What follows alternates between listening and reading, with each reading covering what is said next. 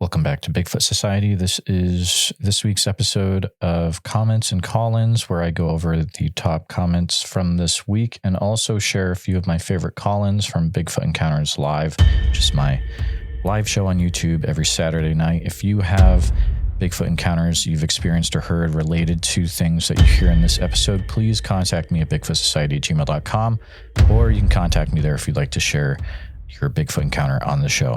Also, if you've heard of Spirit Lake in Oregon, anything that's happened there, please reach out to me immediately. If you wish there was more Bigfoot Society content, there is a members only episode every Wednesday and more. You can become a supporting member over at patreon.com/Bigfoot Society. And now let's get on with the show. All right, welcome back to another episode of Bigfoot Society Comments and Call-ins, a new series that I've started to do on Saturdays, where go through the interesting comments that have gone through the podcast YouTube channel over the last week, and there's a lot of them. These are the ones that I liked. So let's see if yours made the cut. Usually it's an interesting story, or it's someone that I want to reach out to me. So I'm going to say it once here at the top. If I want you to reach out to me, if you could please send me an email at bigfootsociety@gmail.com. And yeah, that's how I'd like you to reach out. So here we go. There's one that snuck in here from a really old episode. I want to say this is back episode number 280. And it's from when I talked to, I believe his name was Joe from the Alaskan rainforest. And Daniel writes, I grew up in the Copper River Valley. I totally believe every word this man says. I have property that is right in a hot spot, and I saw two last spring cross the road in front of me. Just like he said, they walk smoothly, no head bobbing. The sheer size of them is crazy. Great guess. Daniel, you're the first person I want you to please reach out to me. That would be fantastic. I would like to talk to you more for the podcast about what you saw. Let's continue. We had a episode release a week ago where I talked to Matt Arner, police officer from Pennsylvania. User Slick, and this is episode 425. User Slick says, gotta say that North Central Pennsylvania never fails to provide me with at least one experience every time I go camping up there. I live in Central Ohio, and we have plenty of activity around here too. I've witnessed these beings firsthand several times over the course of my life.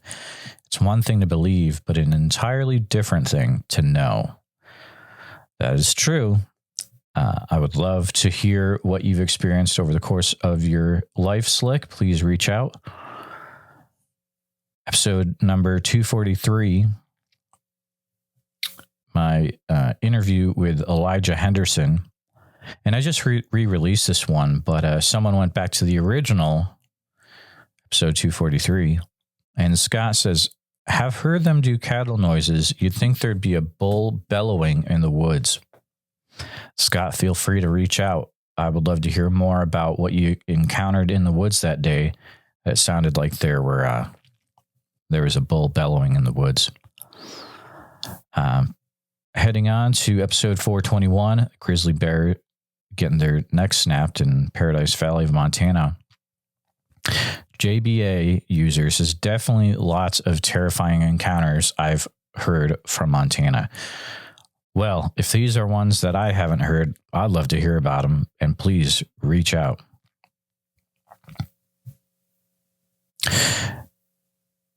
There's and I always love it when listeners go back to previous episodes, ones from a long time ago, and there's a few of those this week, which means, hey, you guys are listening to the back catalog, and I love that, and you're leaving comments, which I love even more.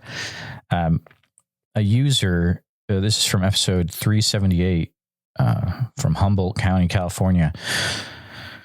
User says, South Leggett, California. Super squatchy east of Cedar Creek Bridge. North Mendocino County. Extremely nerve-wracking. You seem to have had an encounter or a story there, and I'd love if you'd be able to share it with me for the podcast. And please reach out.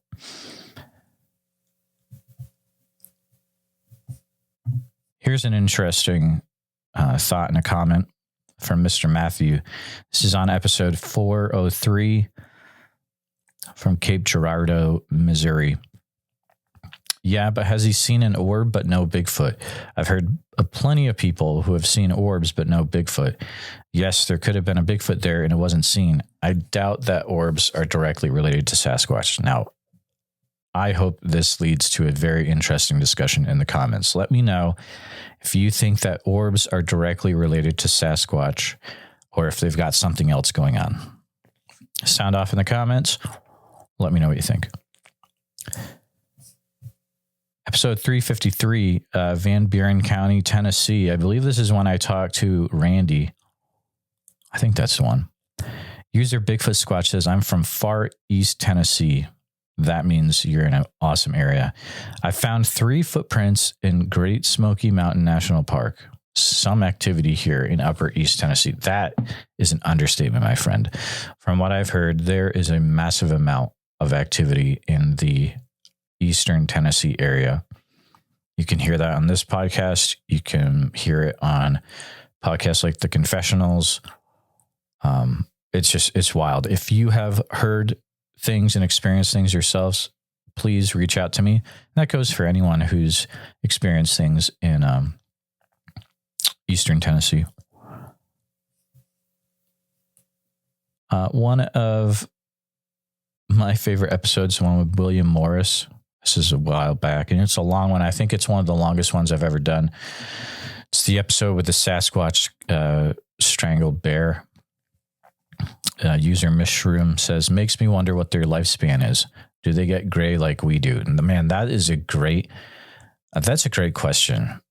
Could lead to some good conversation. So, one, how old do they get? Well,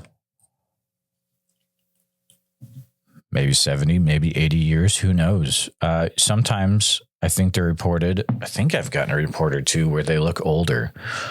And then is the gray that sometimes people see, is that a regional variant, or is it just because they're older? Man, leads to more questions for me. Thank you, Mushroom. Episode 423. This is a recent one. Takes place in Great Barrington, Massachusetts. User Eric says, I'm 42 years old and I had my encounter at 9 years old up in USK, British Columbia, Canada. I can never forget that night. Eric, if you're up to sharing that encounter, what you experienced, please reach out to me.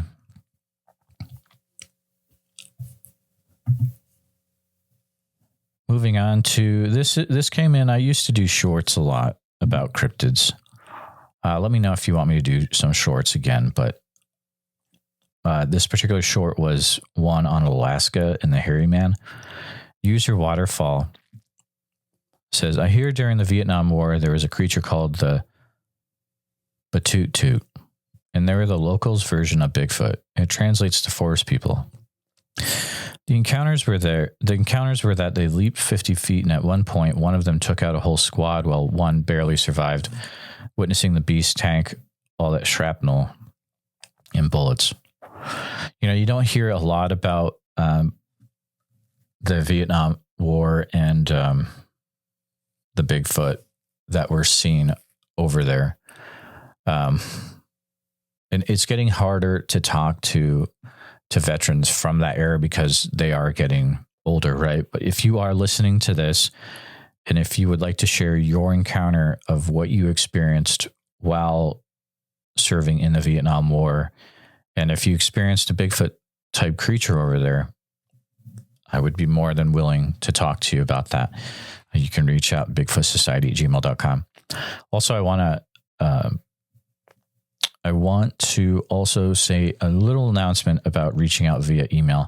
At this point, it takes me a while to get back to your emails. So please, if you give me at least a week to get back to you, and I know that's a long time, but at this point, I've got a lot on my plate, and it will take me a little bit of time to get back to you.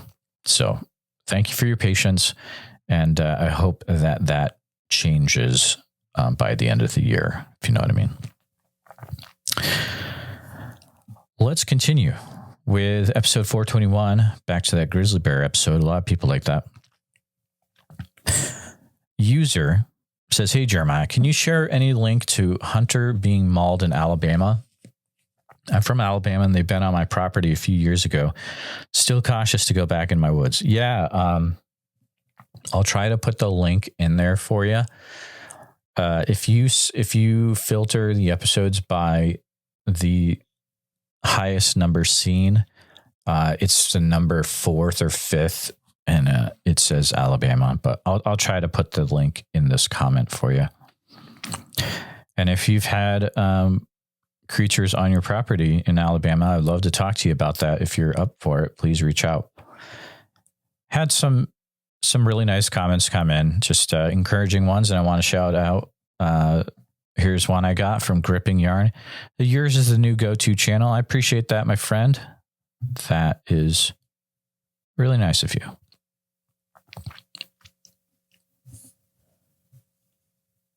User Jesse on Fred Roll's episode, which if you haven't heard that one, Fred from Subarctic Alaskan Sasquatch, episode 322, was on the podcast. Incredible accounts, of course, if you're familiar with Fred. But sometimes you want to be careful when you listen to Bigfoot Society. Maybe I should put that as a caution. User Jesse says, I made the mistake of starting to listen to this in the middle of the night. The last story made me start sweating in bed, and now it's 6 a.m. and I haven't slept. Needless to say, I would have died if I had actually been in the situation he was in, LOL. Jesse, I'm sorry I kept you up, or I guess I'm sorry Fred kept you up with his story.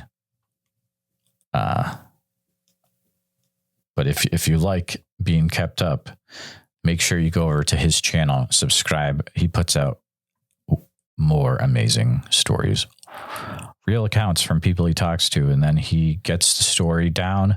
Sometimes he interviews them a few times, and then he's able to share it on his channel. It's incredible. Episode 426, I talked to Barb in the Puget Sound area of Washington. Really interesting episode. Enjoy talking to Barb. Milo comments, I'm in the Puget Sound as well. I've seen 2 squatch and I've experienced activity all my life. Milo, you need to reach out, my friend. I would love to talk to you about your lifelong experience and activity with Bigfoot. Episode 411, Bigfoot charged us, Area X. Krista says, Dogman's always around Bigfoot. Their kids grow up together.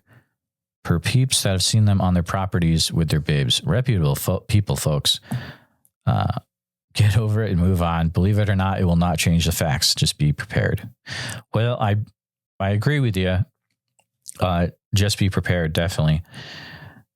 I'm curious as to what people think if Dogman is always found around Bigfoot. Let me know in the comments if you have had experiences where you've seen Bigfoot, but you also have seen Dogman in similar, in close proximity, maybe different parts of your property. Most of the stories I hear is that, there's different regions of the same area where maybe even territories where there's a Bigfoot territory, there's a Dogman territory, and they kind of, they don't really hang out with each other, I guess I could say. Well, I'd love to hear more. If you've got an encounter that includes both Bigfoot and Dogman, please reach out to me. Here's a comment that came in on episode 256, my first interview with Mark Paul, from user Tap Into. Vermont here, wanting to thank Mark for coming on and telling us of their experiences. Yikes. Knocking on his house. Have to confess, I sometimes hear something. Sounds like 2 things. Playing around on my roof at night. I've been gaffing it off as squirrels when I certainly know it's bigger than squirrels. Anyways, we know Mark is a true blue. I'll agree to that. He sure is. I do hope peace has descended on their life there in Tennessee. Sounds like a beautiful place. I was wanting to go explore Tennessee as maybe a new place to live. Not anymore. Don't let that stop you. Just do your due diligence about where you move to and be prepared. It's a beautiful place from what I've seen. I just started listening to these accounts about a week ago. Feel like I found my people on here. I've always been fascinated with the subject since I know they're in Vermont and New York. Absolutely. I'm glad that you found your community in the Bigfoot Society channel. That's, pretty much why I do this, to give people a place where they feel comfortable and they can reach out, share what they've experienced, but welcome tap into. Episode number 366, Bigfoot lives east of Eugene, Oakridge, Oregon. Donna, I live in southern middle Tennessee, right off the Natchez Trace. About 9 or 10 years ago, I would go out onto my carport at night just to relax. There are a few nights I heard what I call an ungodly, unnatural sound. It sounded like a dog trying to scream like a human. My thought was that it shouldn't be here. It was so gross sounding. I heard that for a few weeks and haven't heard it since. Donna, that's fascinating. I wonder if there's more that's going to come of this story. Please keep me in mind. Let me know. Give me any updates. It's weird how a lot of accounts include carports. I've heard multiple encounter stories, multiple things that involve, I was in the carport, I was around the carport. If anyone has any ideas about that, why do you think a carport is a common thread in a lot of these southern encounters? Let me know. Let's move on to episode 429.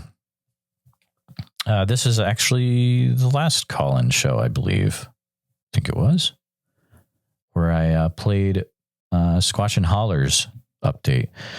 Rapture says, I'm in North Texas, Wise County, very close to Oklahoma. More encounters, please, in my area. I live in a very heavily wooded area in Wise County. Well, I'll see what I can do. If anyone knows of any encounters in the Wise County, North Texas area, reach out in the comments. Let's see if we can find some more. Back to the police officer from Pennsylvania episode. User C says, I was born and raised in Southwest Pennsylvania. Wow. Yeah, you're in the Chestnut Ridge area. I've heard things that I just can't explain. I've heard many stories too. I'm definitely a believer. You just got a new subscriber. Well, thank you for subscribing to the channel. I really appreciate that. And please reach out if you'd like to share what you've seen, what you've heard. That area is an incredible area of high strangeness. There are many weird things that are reported over the years. Bigfoot, UFOs, lights in the woods, many more. So please reach out with what you've heard, what you've experienced. I'd love to talk to you about it. Back to the William Morris. It's William Morrison. I feel terrible. I'm sorry. Sorry, old friend, William. Back to that episode. Top of the South Pacific writes, oh, wait, it's right here. William Morris. I'm sorry, dude. Okay. Anyways, top of the South Pacific. Bam. Not a wood knock. It's a sound they produce. Exactly what I thought. This is the first person I've heard say this. I've heard the knock sound in high grass, brush, no trees. It's a sound they produce. Okay. So I actually agree with this. What are the chances that a Bigfoot has a stick in hand all the time, or is able to reach out and get a stick within a second to respond to when someone doing a wood knock produces a sound? So a lot of people, and I've talked to more than a few researchers, they actually think that, the Bigfoot will have their mouth open and then take their hands and strike them together, making kind of a cupped clapping sound. But it makes a wood knock sound. I want to say there's actually at least a few people that have seen this happen from a Bigfoot. So I don't know. Let me know in the comments if you've seen this be done by a Bigfoot, or what do you think? Let's see. A really nice comment from Joanne. I watch and love Bigfoot Society. I watch. Wait. I'm going to say I watch and love Bigfoot Society. All right. I live in Australia, sadly. No Yowie, which is the Australian Bigfoot, but so no Yowie sighting. Honest, I'm happy to be taken there by your show. I've cried, laughed, and scared to death and love every moment. My heart feels sad for them. Humans need to slow down, hear their hearts. They have been hurt, and some are vengeful, some just lonely and lost. 12:20 a.m. Thursday. Be safe. And then Mr. Room replies, me too, an episode scared me so much. I kept my dog walk to a minimum that night. LOL. Love it though. Well, thank you to both for your comments. And please, if you get scared at night, maybe listen to the show a little bit earlier in the day. But I'm glad, Joanne, that you've experienced so many different emotions from the podcast. Bonita also says, unfortunately, the trolls can't help themselves. Jeremiah, love your channel. Thank you. All right. Here's an interesting comment that came in off of the re-release of Elijah Henderson's episode. This is episode 430, Revenge of the Tennessee Donkey Squatch. Harold says, Elijah, I was in southwestern Virginia, and the spelling is a little bit interesting on this, so I'm going to try to do my best to read it. So if I say stuff that's off, my apologies. Okay. I was in southwestern Virginia in Poor Valley, located just south of Tazewell, Virginia, feeding Appalachian Trail through hikers 2 weeks back.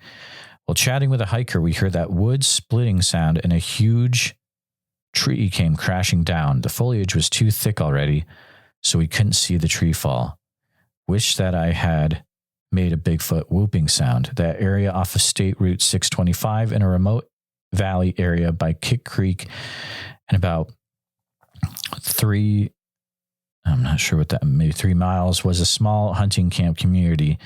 The area in Tazewell County, Virginia is quite remote with very low density of people living in the ridgelines in that valley.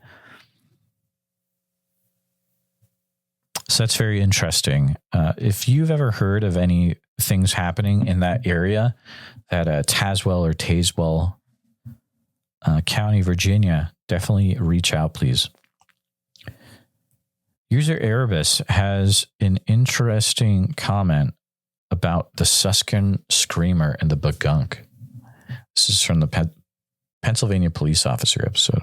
The Suskin Screamer and the Bagunk. Heard of the white Sasquatch from a trucker in that area too. There's still remote areas in the Poconos, but yes, some parts are overdeveloped. Have been to areas where deer have walked right next to me, and I couldn't even get their attention. Same area had tiny birds that kept hovering around my head like they've never seen a human before. But I'm sure Squatches could see me from a mile away. When I was 8, I experienced a tree shaking like that. It froze me in my tracks. I screamed for help, but no one heard me. And I told everyone it was bear, but not sure if a bear could do that. Very interesting. Guys, if you are from the northeast area of Pennsylvania and you've also heard of the white Bigfoot, please reach out. And this could be Poconos, this could be Scranton, Carbondale area, all that good stuff.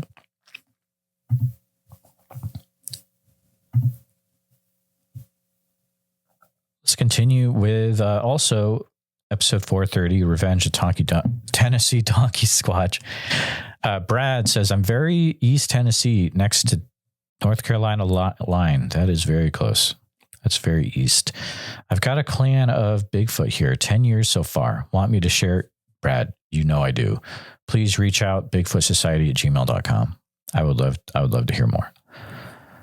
Here's some interesting comments that came in on the very popular Rainier, Oregon episode. You're probably all aware of that episode. Probably most of you came to the channel because of that episode. But Doug shares a few interesting thoughts, and I wanted to share those. If you're having trouble with these beings at your home, set up a camera watching a camera set up a camera watching around your home, and it will at least stop them from approaching your dwelling. Yeah, so that's true. A lot of people think that is the case. If you put up a game cam and put it around your house, a lot of people think that the Bigfoot are actually able to see the IR, and that's why they just get out of there. Doug also had some more interesting thoughts. Nobody understands that Sabe is another name for Sasquatch or Bigfoot, are both physical and spiritual. They can be standing inches from you and you wouldn't know it. Also, geographical location means nothing. They can travel vast distance in the blink of an eye. The government will never recognize something they have absolutely no control over. That is very interesting, Doug. Let me know in the comments if you also think that they're able to travel vast distances in the blink of an eye, and if you have experiences that would prove that. It'd be very interesting. Episode 428, the Wallowa area in Oregon. Janie says, while my husband and I lived in Union, there was a report of a skinwalker up at Eagle Cap. Wow. We don't get a lot of skinwalker stuff in the comments, but that's very interesting. If you've ever had an encounter with one of those, or with a pale crawler, like we talked about in the episode of Missy this last week, definitely put those in the comments. I would love to hear more. And actually, let's talk about Missy for a few minutes. So it was great to have her back on the show. She's trying to get her documentary going, all about the pale crawler. She let me know. She was like, I've had people reaching out to me like crazy after that episode. And guys, I think we're going to be able to help her get some more witnesses so that she can finish up that documentary. And also check out Missy's episode. There's a way, if you want to help contribute to her to help that documentary be made, it's all crowdfunded.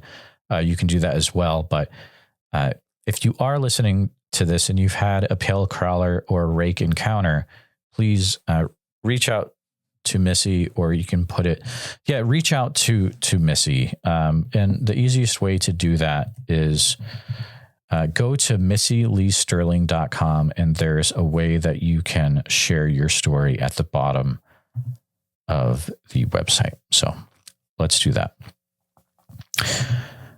Going on, I re-released one of my favorite interviews with Ronnie Roseman. Oh, that reminds me. There was a comment that came in, and I don't think I know where it is anymore, but I'm going to try to share it. And it's the funniest thing I've seen ever. Because it's so, like, you have to be a Bigfoot Society listener in order to get it. So the name of the episode is I'll Stay Even If I'm Torn Apart. And the commenter said, if he ended up being torn apart, we would have to call him the Oakridge Boys. That's hilarious. That's multiple levels comedy, and my hats are off to you, my friend. Thank you. I think I actually pinned the comment. But Rita, old friend Rita, I talked to her, I believe, a while back on the podcast. She shares some interesting things in the comments. So we're going to go through those. Rita says, everyone should read this. I heard a story a while back. There was a man who went to a gravel pit to set the sights on his gun. He was shooting at a target. A huge Bigfoot stepped up on the ridge or edge of the gravel pit behind his target. So he shot it. They later found this man's body stuffed in his little truck with his legs up over the steering wheel. There were dents all over the truck and practically destroyed it. I think this happened in Tennessee. Actually, that might be a Sasquatch Chronicles episode. Let me know in the comments if that's a Sasquatch Chronicles episode. I've also heard not to sleep in a hammock. A guy in Yellowstone or Yosemite was hiking alone and was sleeping in a hammock. He woke up in the middle of the night and thought he was dreaming that someone was choking him. He went back to sleep, and after he realized it was a dream, when he got up later, his throat and neck were actually real sore. That's when he realized it was not a dream. So people, please don't sleep in a hammock without a covering over it. I felt like I need to share these for safety's sake. Take care and stay safe, folks. Thanks, Rita. Appreciate the safety words. Also in the same episode, Rita shares, I've heard they don't like bananas and oranges. When you put the other fruit there, they may have left the area for a while. Sometimes they leave the area for a few months and then return. Take care. Stay safe. All right, cool. That's good to know. Episode 380, Mount Rainier, Washington. I couldn't believe what my eyes were seeing. Mr. That Native Guy says, it's said that they only show themselves to particular people. That raises a few questions, such as how good is the memory of a Sasquatch? Would they be able to recognize and memorize human faces? And what would their lifespan be? Like, say, if this man went back to the spot and had another encounter, and it happened to be with the same Sasquatch, would it remember him? Now, this brings up a really interesting discussion potentially because, so we don't know what Bigfoot is. There's many different thoughts about what they could be in the community on this channel. Let's say hypothetically, if it is a great ape, there are many documented things about where there'll be a person that works with a certain great ape in a zoo, and then years and years and years later, they come back and the creature most definitely recognizes them. Without a doubt recognizes them. Now, I'm not saying that Bigfoot is a great ape. Maybe I am. Maybe I'm not. Maybe I have questions. Maybe I'm thinking it through. I don't know. We'll see, guys.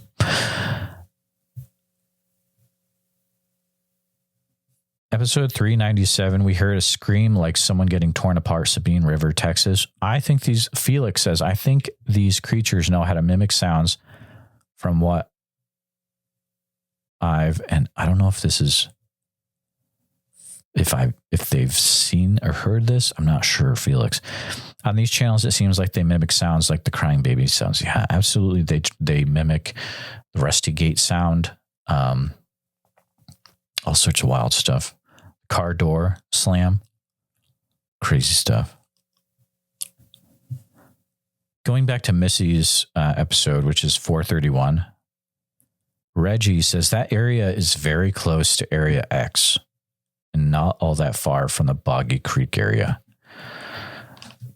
I grew up in that area. Lots of very weird things around there. Okay, so that's interesting. That's a whole different spin on this that I hadn't thought. I'll have to double check that because, yeah, I have to look more into that. But wouldn't it be weird if an area that is known for Bigfoot, like Southeast Oklahoma, Area X, wherever that is, right? We don't know. Or do we know? Who knows? What if that was also home to other cryptids like Dogman, Pale Crawlers, but the researchers that are there are so focused on Bigfoot that they're not seeing these other cryptids? If you know of an area that's the case, where everyone in the area is focused on Bigfoot, but there's also other stuff going on that you know about, please leave it in the comments. I have a feeling we'll get a few responses to that one. Here's another one that came in on the Ronnie Roseman episode 420. User Weedhopper says, I'm born and raised in Oregon. Fisherman and avid bow hunter. Spent a lot of time around the Mount Hood area as well as coastal areas. I've always had the feeling of being watched and followed. I've heard the typical wood knocks, howls, and screams. I've had rocks thrown at me as well. My ex-wife and I had an encounter up at Green Peter Reservoir back in 2019. Camping around the lake, we were woken up in the middle of the night to what sounded like gibberish outside our tent, and then heavy breathing followed by heavy footsteps around camp. The following morning, I got out of the tent and looked for footprints, and to no avail. Just drag marks on the ground. I've never put eyes on one yet, but I've had plenty of situations to where I felt they were around me. Definitely reach out, my friend. I would love to talk to you more about what you experienced. Cryptid Nomad puts a comment on the second Missy video. Missy, I've been the village idiot several times over the decades. Now, she's not calling, or the individual's not calling Missy that, but that's in reference, if you listen to the episode, Missy wears t-shirts that say that. So, it's good. You're okay. I've never seen a crawler, but I've had several Bigfoot type encounters. I camped a lot and also hunted as a younger man. The first few were in a section of woods behind my home, late 70s. Still gives me chilly bumps now. I live in New Mexico. There's a story out of the Gila Forest, north of Silver City, fairly recent. Young hiker encountered several of these crawlers. Also, I found giant dog-like prints in the hills by Pinos Altos. I was so taken aback by these prints, went back to get a witness, took a couple pics, and sent to the Cryptid Brothers. Lance, I believe. Very interesting. Cryptid Nomad, if things start to escalate, please reach out. On the Rick Rellis episode 335, Sheldon comments, these are so great to listen to, Bigfoot Society. When do we get the Utah encounters? Well, we get the Utah encounters when people from Utah reach out. So if you're in Utah and you've had an experience, you've had a Bigfoot encounter, and you'd like to share that, please reach out. I don't get a lot of people from Utah, and I know that they're out here because I hear them on other podcasts. Back to Missy's episode, we got a few coming in. Sheldon also Angelia writes, my aunt and cousin saw one of those in South Georgia. Angelia, you've got to reach out to my friend Missy, MissyLeeSterling.com, to share what you encountered. I hope you already have.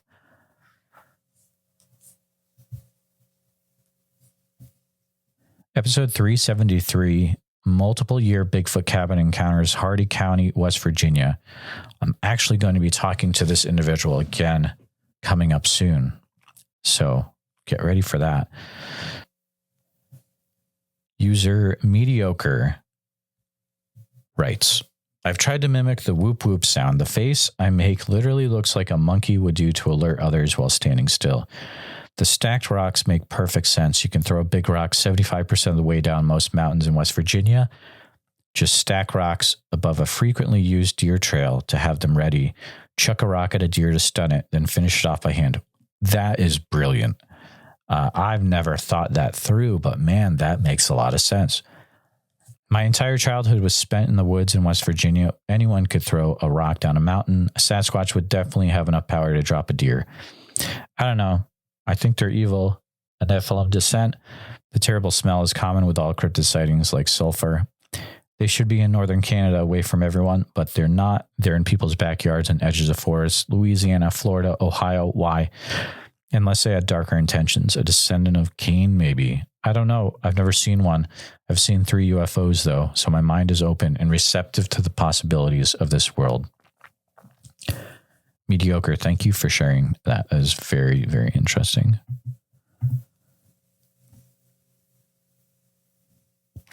User Bigfoot Audio Highway shares the following comment on 430 Elijah Henderson.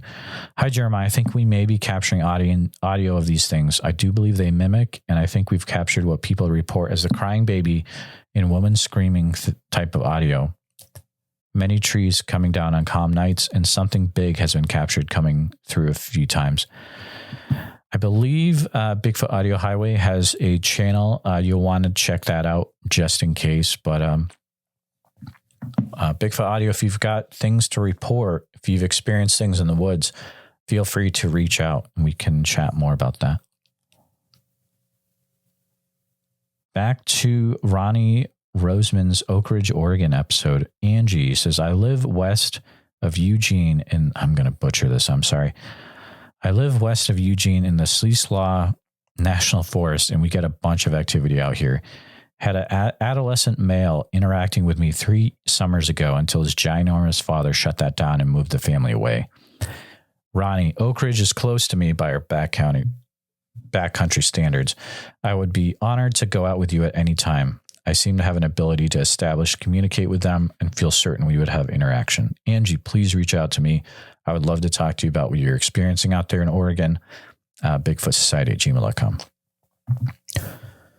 Also on Elijah's episode, Pam, which Pam usually leaves some great comments, very nice ones.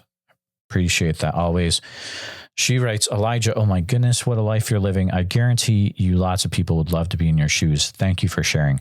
I did subscribe to your channel. I bet it's going to be amazing to watch some of your videos. Jeremiah, I just found you the place you need to move to, dude.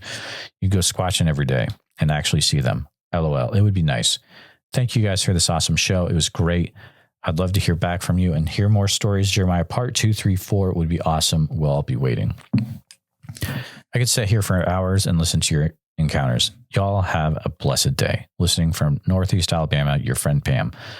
Pam, thank you so much. Reach out to me. What's the area you found that's super squatchy? I'd love to hear more. Send me an email.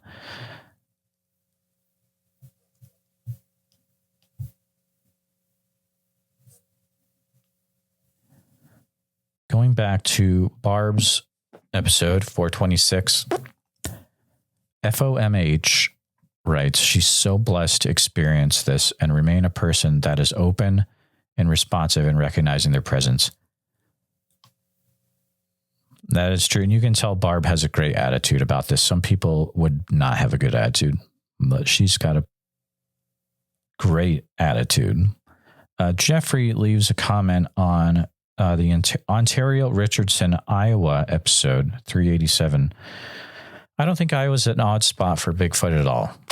I agree with you. I don't either. I think Iowa is a great spot for Bigfoot. The rivers are their highways. The Yellow River area could be a migratory route as they head south or north along the Mississippi River. The Bray Road Beast, which is a dogman, is in Elkhorn, Wisconsin. Elkhorn has a similar environment as in Iowa.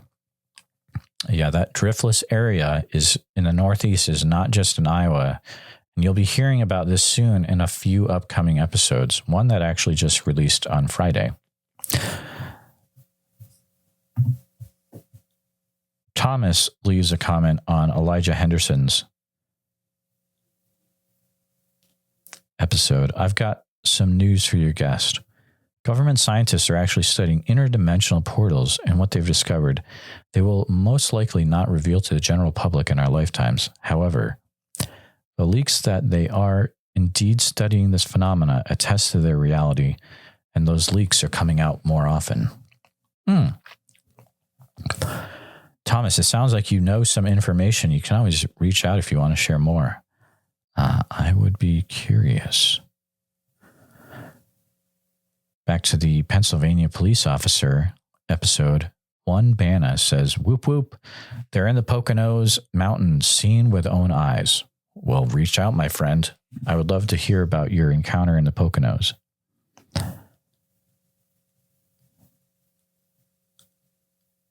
Jeffrey Martin shares episode 397, Sabine River, Texas. I wish I knew at what minute here the scream comes. I don't have 32 minutes. Oh, I just got what he was saying. Yeah, I should put a marker where the scream is, right? That's funny, but I live near East Texas and I'm a believer in Sasquatch and familiar with the screaming. Well, Jeff, if you'd like to share about what you've experienced regarding the screaming in East Texas, you are more than welcome to reach out, my friend. I had an episode a long time ago, never go camping in this area. It's about New Hampshire Bigfoot. And user Absolute Auto writes, I never had an experience with a cryptid or anything, but one time I was on a 3-night hike and I couldn't fall asleep in the tent. I had it unzipped and I was just looking out into the campsite and an owl came swooping down and landed about 5 feet from me and just stared at me. Another time I was going to hike the Pemi Loop in the White Mountains alone. I started out at night and got about 5 miles in before I got weirded out for what seemed like no apparent reason and beelined back to the car. I've done the Pemi Loop prior, but for some reason this time I got freaked out. My buddy and I heard something on the Lincoln Woods Trail close to Bond Cliff Trail at night. That sounded like multiple different animals sounding off, which was weird also. I personally think the White Mountains in New Hampshire are the most difficult hiking trails in the lower 48. If you think there's a area in the lower 48 that is tougher to hike than the White Mountains of New Hampshire, let me know in the comments. I would be really curious to know.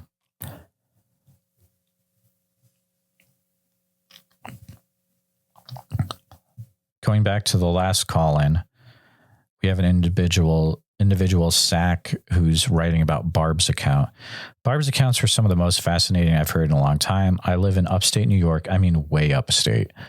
1.5 miles from Canada. Yeah, that's way upstate. A friend of mine and I have pinpointed a very promising area that we're going to put a lot of time into this summer and coming fall. I hope we don't regret it. I hope you don't regret it either. And I hope you reach out if you experience anything. Kristen also shares some interesting thoughts on last week's comments episode. Hi, Jeremiah. You asked on this podcast about what is going on in certain areas of Pennsylvania. I, too, am very curious. I'm not from Pennsylvania, but my parents and grandparents are. About 45 years ago, my parents sent my brother and I to visit our grandmother in Elwood City, Pennsylvania. I was only about 7 or 8 at the time. My grandmother's houses sat only about 100 feet from a drop-off that led to a river. It was only 1978 at that time, so we were allowed to slide down the embankment and play in the river. There was a steel bridge that ran immediately past Grandma's front door, so when we slid down to the river, we would explore and walk around under that area. We both know how to swim, so floating down the river with the current away from the bridge and Grandma's house was fun. I've only started listening to Bigfoot podcasts about 2 years ago. I can't say what episode nor what podcast triggered this memory, but it was triggered. I remember as we were floating down the river, I stopped and noticed something standing under the bridge. I think at first I thought stranger danger, but realized this person looked to be the same height as under the bridge. Kids those days left in the morning to play and come back when they were told. So I ignored it as it was far enough from us that I never gave it a second thought. And when I looked back again, it was gone. I wasn't sure who was down there, but it wasn't until I started listening to these podcasts that this memory was remembered. Since then, I always listen closely to Pennsylvania sightings. I'm not familiar with the cities or towns in Pennsylvania, but if any of your listeners are close to Elwood City, I would also love to hear your encounters. That's a really interesting anecdote. And could it potentially be just a random, very large individual underneath the bridge? Sure. Could it be a Bigfoot? Yeah, why not? That's a really, really weird one. And thank you for sharing, Kristen. Also, if you're listening and you've experienced or heard of Bigfoot encounters in the Elwood City area, Pennsylvania, please put that in the comments.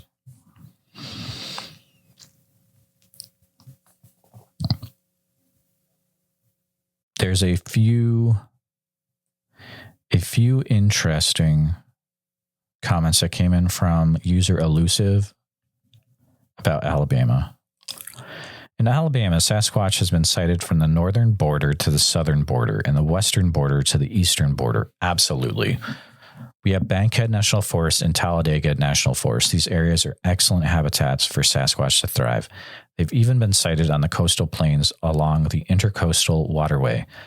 They have even been sighted at Oak Mountain State Park, which borders the greater metropolitan area of Birmingham, Alabama. If you want personal information, you should contact Lanita Bryant, who lives in Talladega, Alabama. She has had a family clan living on our property for about 20 years. She's had much information to share. Lanita lives on the edges of Talladega National Forest, prime territory.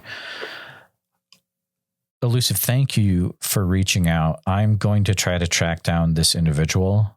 and try to talk to Lenita. If anyone knows of a way to talk to Lenita, please reach out to me, or have Lenita reach out to me directly. bigfootsociety@gmail.com. 20 years is a long time, and that's a lot of Bigfoot interaction. So would love to talk to that individual.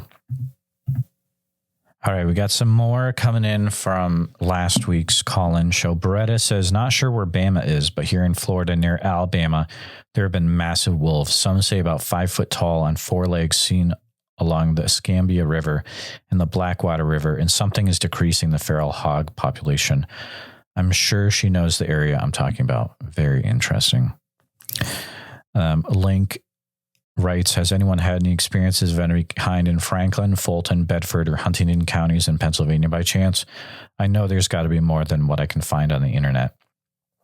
All right, let's help Link out. If you know of any encounters in Franklin, Fulton, Bedford, or Huntington, PA. Hopeful writes, hey, Jeremiah, thank you so much for sharing my comment regarding episode 423. Hey, I'm sharing another one. Looks like my daughter lives on the Olympic Peninsula in Port Townsend, Washington. I travel there at least once a year for the past 11 years. Ironically, I've never had an encounter or any suspicious experience. Even more ironic, I've heard of encounters exactly where I've been. Unfortunately, I don't recall what channel or podcast. One was on a trail leading to a beach near the Olympic National Forest, and another at Crescent Lake, also in the Olympic National Forest. The only thing I can say is that at the lake, I've had a sense of something off that I attributed to my concern of running into a bear. I've even camped in the area at the campground by the hot springs. Didn't sense anything there. Well, when I get back to the peninsula this year, I will keep alert and be sure to share with you anything out of the ordinary. Again, your channel is one of the absolute best. I really enjoy your style and deliverance, Donna. I appreciate the kind words. Definitely keep me in mind if you experience anything out there in Washington State.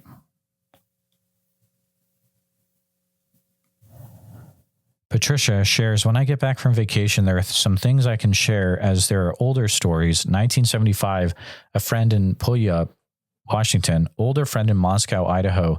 He had Grover Krantz, Dr. Grover Krantz, check the area. Yes, Patricia, please reach out. Please, please, please. Chaos and Riot writes, same episode, growing up in rural Arkansas and Oklahoma was stay away from woods after dark.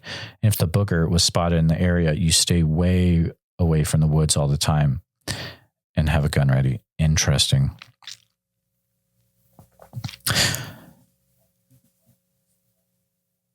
User writes, planting seeds for a garden, just found your site, a Connecticut Yankee living in Ohio. Squatchy area. That's my thoughts. Had 2 weird Bigfoot episodes in my life. Will write later. Just had hip replacement surgery and pain. Hard for me to concentrate. Thank you. Well, thank you for writing. Please focus on getting better. And when you are ready to do so, I'll be waiting to hear more about what you experienced. Yeshua's disciple leaves a comment. I'm starting to gather my backpacking gear for my first camping trip of the summer, heading up to Timothy Lake, Mount Hood, Oregon. This will be my first trip after becoming fascinated by Sasquatch and finally believing they're real. I hope, though, that I will never, ever see one. Be careful, my friend, and definitely check back in after your trip to let us know what happened. Robbie leaves comment. Guy is definitely right about Bigfoot Society and Sasquatch Chronicles being the best shows out there. Started on SE a couple of years ago and recently found Bigfoot Society on the tube. I rarely tried new Bigfoot shows anymore, as they're usually very disappointing compared to SC. Bigfoot Society, however, is not one of these. Thank you, friend. It is a great show. I guess I like the format of eyewitnesses recounting their stories. I also love that they don't get censored on these 2 shows. Well,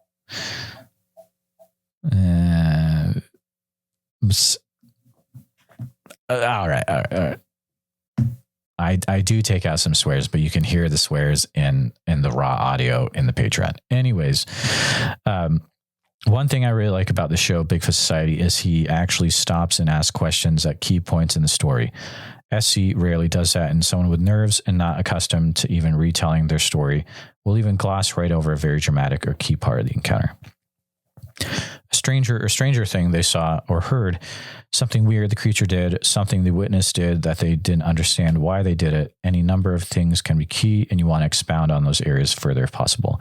That's my 2 pennies anyway. Well, Robbie, thank you so much. Appreciate your kind words. And there's plenty of also great Bigfoot podcasts out there, but I appreciate you giving Bigfoot Society the chance. We try to be the best podcast, but in the end of the day, if you've got a Bigfoot podcast and you're trying to give a platform to people to share their story and you really care about the people, that's what matters to me. So we're all trying to help figure out what this is and to give people a place where they feel safe and respectful environment. So appreciate the kind words. All right. Same call-in one from last episode. Jeffrey writes upstate South Carolina in Pickens County. Moved here a couple years ago in some squatchy areas for sure, around Jocassee area and Mountain Bridge Wilderness area, also Chattooga River.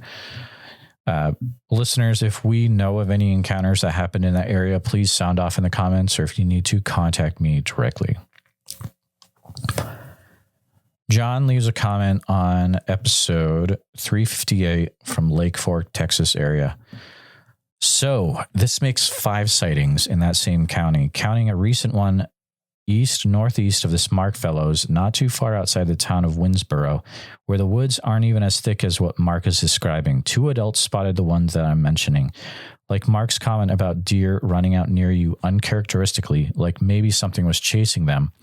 I've seen that happen, but that was just where the deer burst from out of dense woods on the north side of Lake Fork.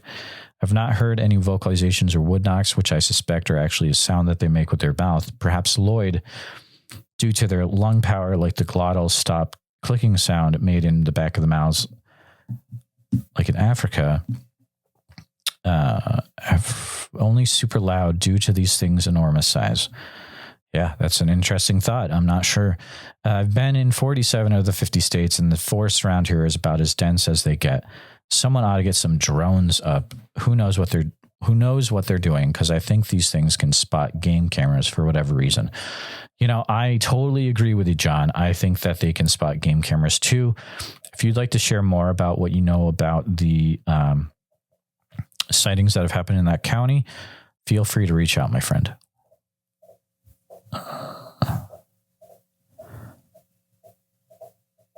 Tap Into also shares a comment on never go camping into this area. I'm in Vermont and I've heard accounts from 3 different people here. Gobsmacked at how many states have these creatures or shapeshifters. So thrilled to have found this channel. I appreciate you being here, my friend. Lynn shares on the Ronnie Roseman episode, had Bigfoot around my camp a few times. The first night was not fun. Next morning had big rocks thrown at us in camp and at a creek. Wow, please reach out. I'd love to hear more. John shares on episode 245, talking about aggressive Alaska Sasquatch with Alex. John states, my eyes tear up if I start talking about my encounter. I've noticed that about other people too. John, you're more than welcome to reach out if you would like to. If you need someone to talk to, some of these, I can totally understand how they get very emotional. A lot of witnesses have been through some incredible experiences. I talk to a lot of people outside the podcast. It never gets recorded. And that's just because, honestly, I do this because I want to help people. Brian shares on the Great Barrington episode, have a good Dogman story for you. I live in the foothills of Appalachia in eastern Kentucky. All right. Well, guys, Brian, if you've got a good Dogman story, bring it on. Reach out. Maybe, I don't know. Listeners, do you guys have good Dogman stories? Reach out to me if you've got a good Dogman story. Maybe there'll be something there. I don't know. It depends how many people reach out. We'll see. bigfootsociety@gmail.com. Man, there's a bunch of great comments that came in on over the week. It's wild. You guys are great. I appreciate it. If you want to see if your comment gets read in next week's Comments and Collins episode, it helps if you share some crazy stories, some crazy encounters. That helps get my attention. But yeah, let's head on to some call-ins that came in from last week's Bigfoot Encounters live episode, which is usually on Saturday nights, 8:30 p.m. Central Standard Time on the YouTube channel. If you've got a Bigfoot encounter and you want to call in and talk to me live, record it for the podcast, there'll be more information when you get there. I'd love to talk to you about what you experienced live on the YouTube channel. Yeah, let's head right into some interesting calls that came in last week. Hi, this is Jeremiah. Hi, Jeremiah. Can you hear me? Yes. Hello. Okay. Geez, I don't know what happened. This is Squatch Sister. Oh, Squatch Sister. Thank you for calling in. Today is the 3rd year anniversary of being reacquainted with the truth of these beings. And I'll be 56 in 10 days. And real quick, before we get started, I apologize. Were you able to fill out the guest release form as well? I did fill it out. Perfect. Yep. And would you like to be hours ago? Would you like to be referred to just as Squatch Sister for this? Well, you can call me Lisa. Lisa, all right. Thanks, Lisa. Okay, My Lisa, I'm gonna let you go ahead and you can have the floor. Okay. So that being reacquainted with the truth was really at that moment my body, I think, because I had a phone. You know, everybody gets several phones, you know, and lose pictures and whatnot, and I had pictures that I wanted to reclaim, I wanted to refine, that had been taken back in 2017 up Wildcat Mountain Road in the Mountain National Forest. And this, you know, from all the bad people that have been in my life, I can, for the most part, if I think about it, I can point out one good thing I got from knowing them. And the one thing I got from this gentleman was he turned me on to going looking for mushrooms, morels and chanterelles and all that. And so I drove and he directed up Wildcat. And I remember that we had pulled into this big area that looked like it was kind of parking, and there was this beautiful opening. It had a form to it, you know, it was pretty even, an opening into the woods. And I'm like, okay, yeah, you're over there looking for mushrooms. I'm going to check this out because I've always been a photographer and I have an eye for it. And so I was like, oh, man, this looks cool. And there's this really huge, let's see, you know, if you put your arms out and put it into a circle, this log was a little bit bigger in diameter, and it fell straight. Straight is the perfect part of this picture, let me tell you. It went straight down, and it looked like it had been shaved off, but really it hadn't been. It had been from all the years of the feet going across it. So it looked like a natural walkway into this. And so, you know, I took a picture and I went in and I was like, wow, you know, all this, all these pieces of wood laid out, dead wood, you know, looking like a bunch of pixie sticks. And so I walk in and I see this one tree that, to my left, that it's been pulled out, skinned from all its bark, and shoved back into the ground upside down. And I was just like, wow, I saw that. And then I looked straight back off, this is right to the left of that nice little log path. And I look straight out and I see another one shoved into the ground, pretty big. And then one to my left out in front of it, and it's smaller. And I took a picture of it. And at the time, I just thought to myself, boy, that looks like on the left hand, or on the right hand side, to my right was the little one, and the left was the big one in the picture. And it just looked like the little one was pointing to the big one, and the big one had his hand down and was pointing at it like, no, no, no. And we're all skinned and stuck in the ground upside down. And I remember that I had this feeling going through me like, I have explained it like this. I like to speak in, oh gosh, it's terrible. I can't remember. Okay, I like to compare it to saying that the apprehension that I was filled with kept me there from the awe that was around it. Like a Dairy Queen dip cone. The vanilla was the apprehension, and the chocolate dip was holding all that in and keeping it from melting down my arms. And so I wanted to go back up there and claim these pictures. And I went up there like early, or probably about toward the end of April, trying to get these pictures, and there was snow. And I'm like, oh man. So I go back down, and this is, 2021. I come back down, and I wait, a week, and I go back up there again, and snow again. And I was so frustrated because I knew that it just had to be up right around the corner. And so finally, I think it must have been my fourth time going up.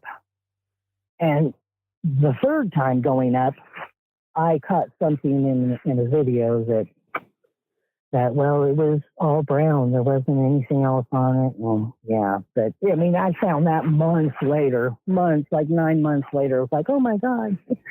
But I made it up there on the 11th, and I walked in and I took a video of it, and you can hear the shakiness in my voice, and I'm so upset because it doesn't look all beautiful like it did when I first saw it.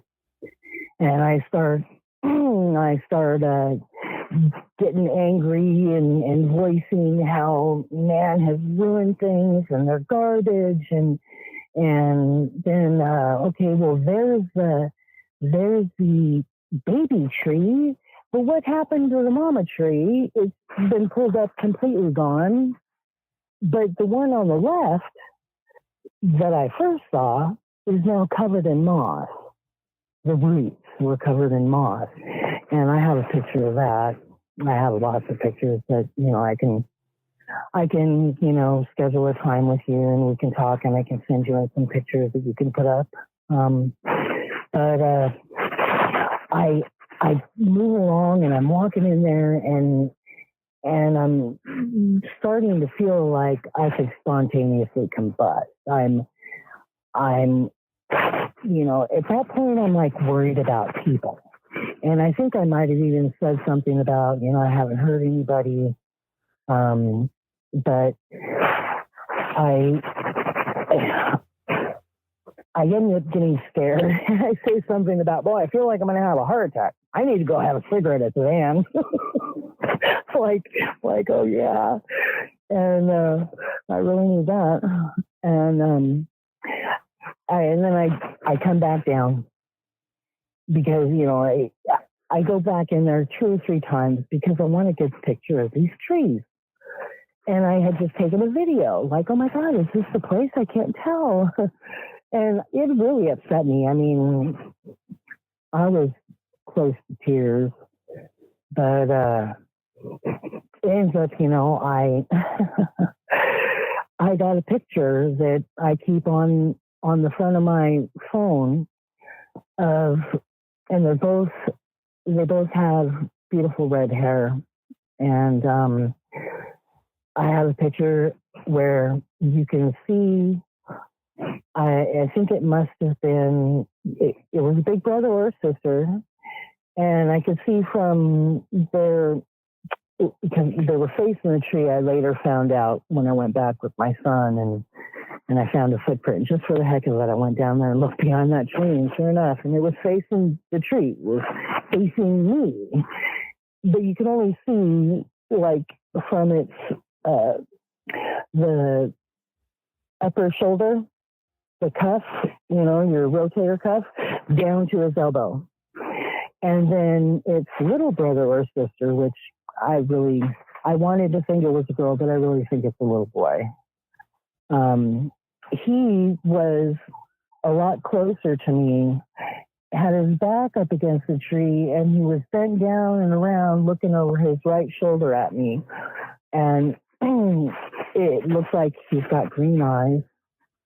And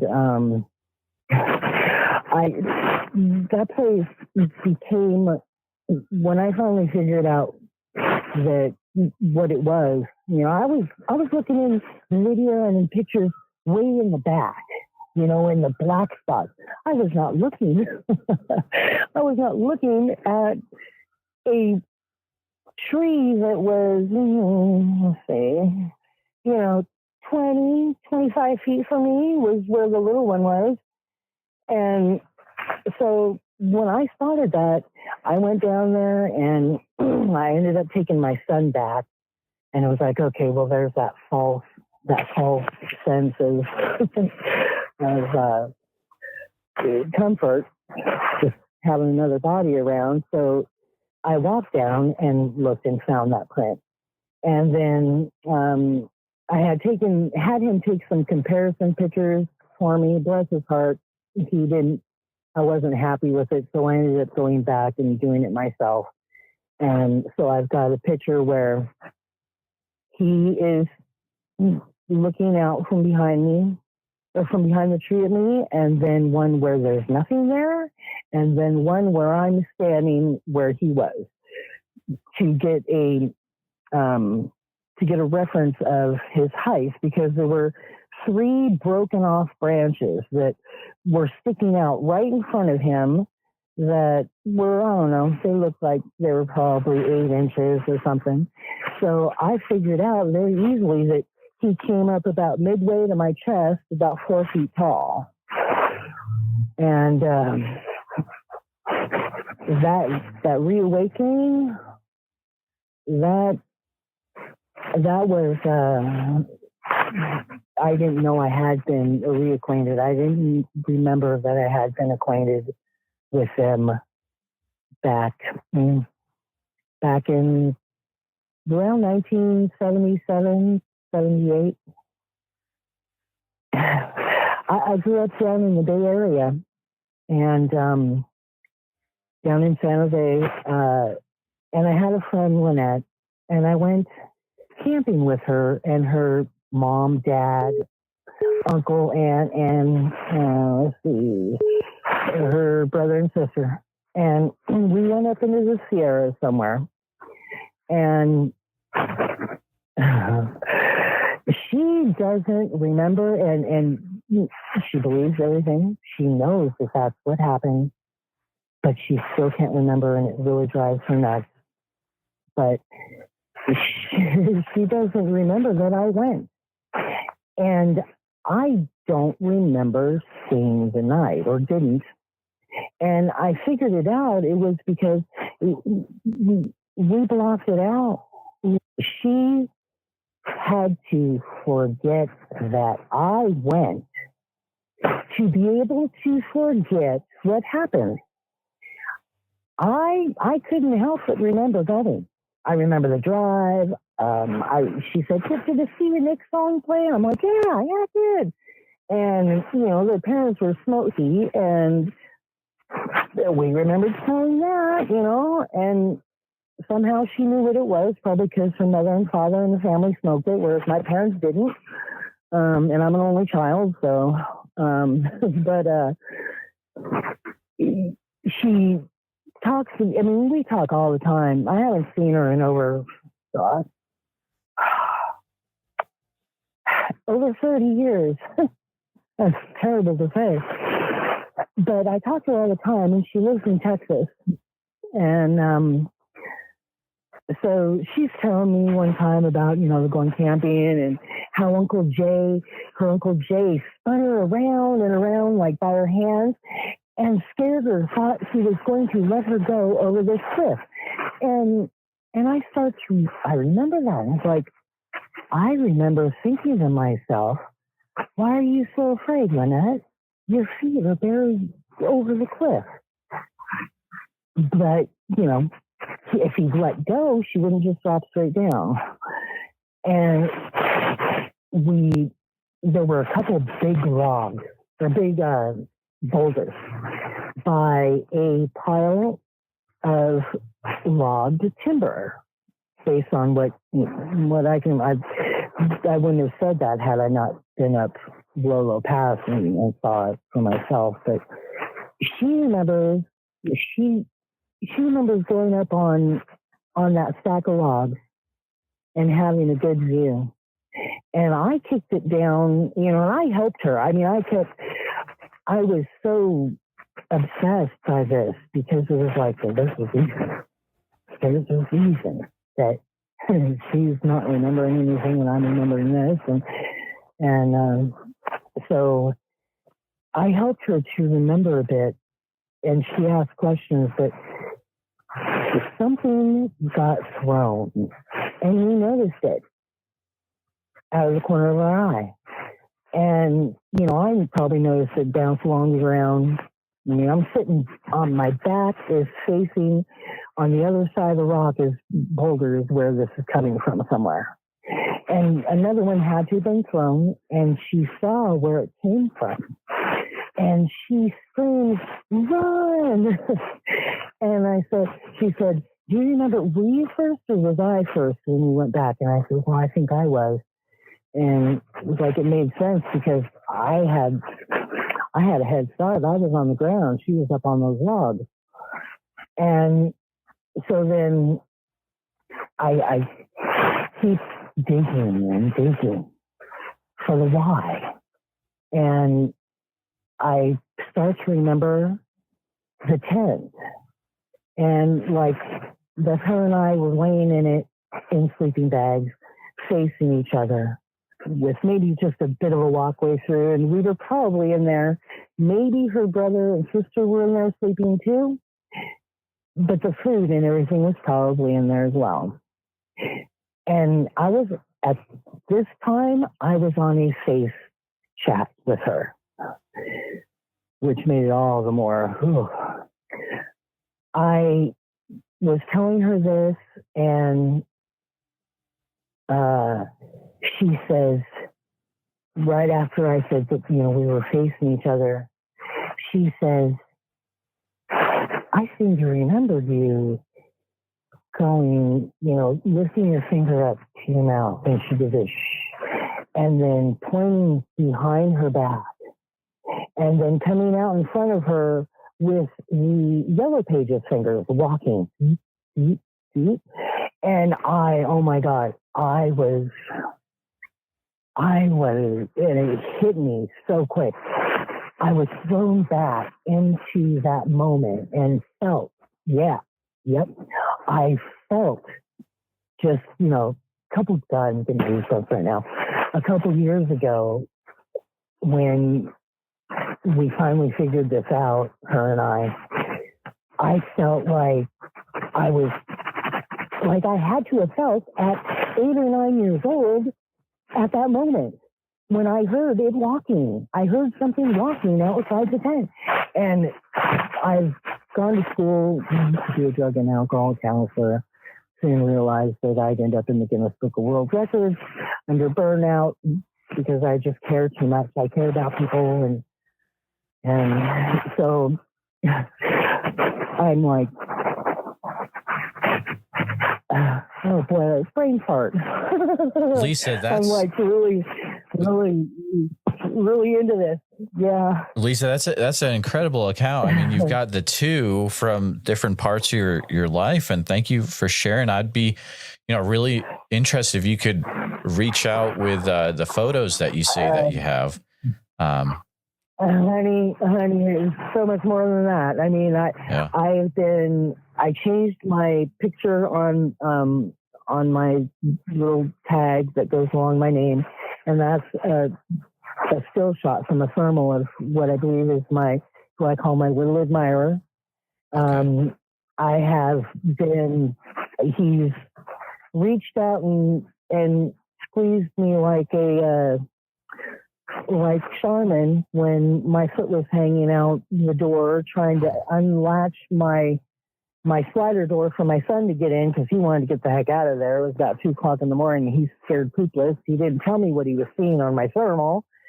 And so they came up and yeah, I mean, that one experience happened all the way, the picture happened all the way up Wildcat. And there is a creek. It is North Fork, and it goes all the way down where I had him grab me. I'll have to get with you. I've got quite a bit of Lisa. I think we need to set up a time to really.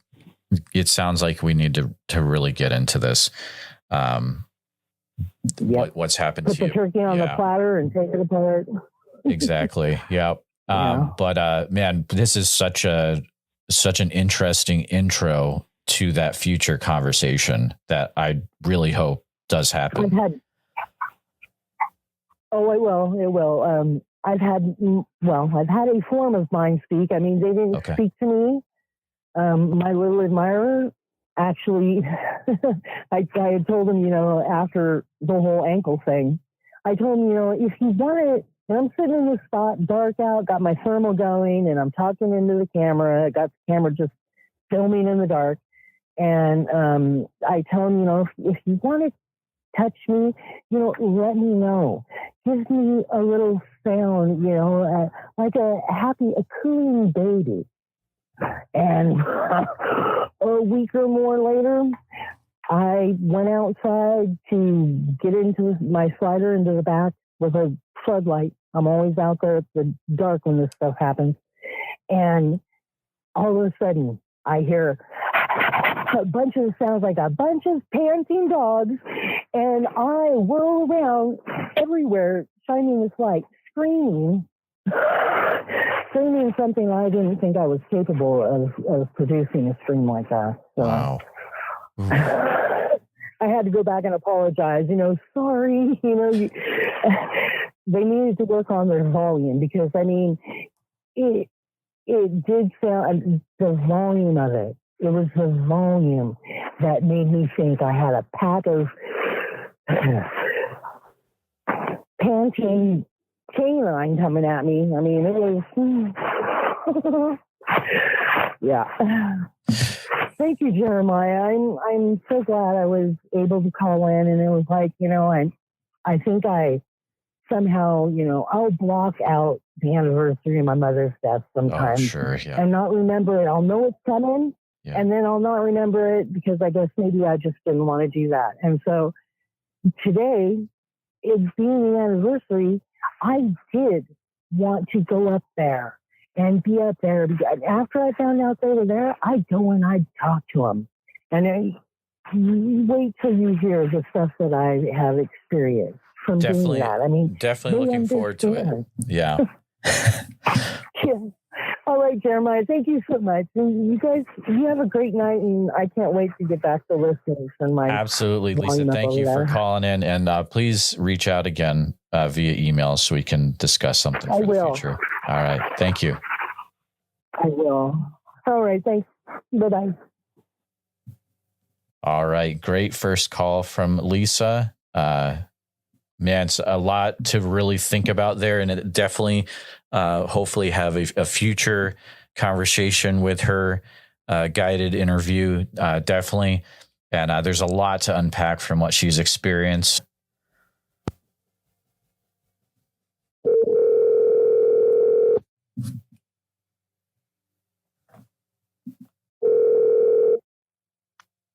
Hello?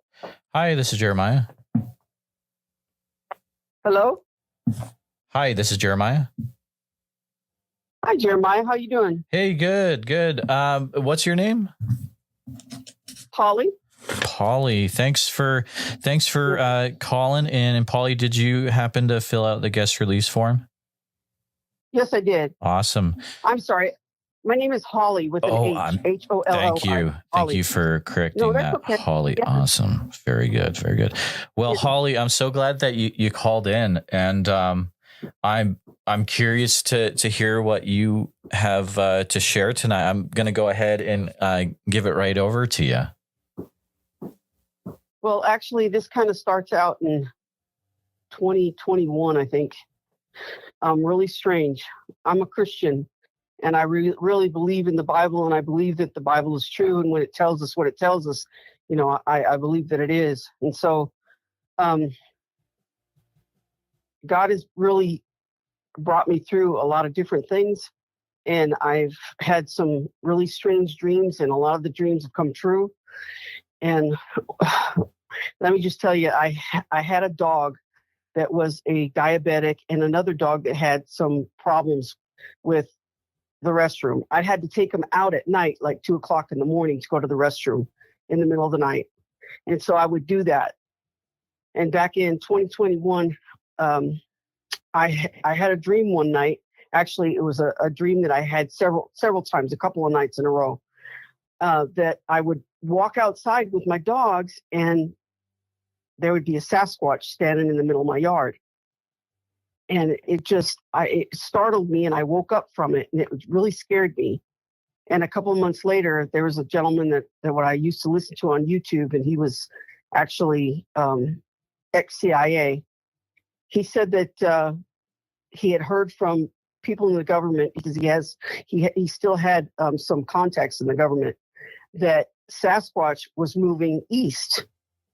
And I thought, I'm wondering if God is warning us about this, the Sasquatch moving, because I had those dreams. Well, let's fast forward now to 2024. And I always felt like, in a way, that there was something watching me from the forest, because our house, it comes right up to a pond, which is a water source, of course. And right beyond the pond, there's woods. And I mean, you can't see in there. It's got, I think my husband calls it kazooks. It's where all this overgrowth from vines. And you can't see in the woods here in Alabama. You can't, unless you walk in them and you know where you're going, you can't see it. And I always felt like there was something watching me from the woods, because I can't explain it. I just can't explain it.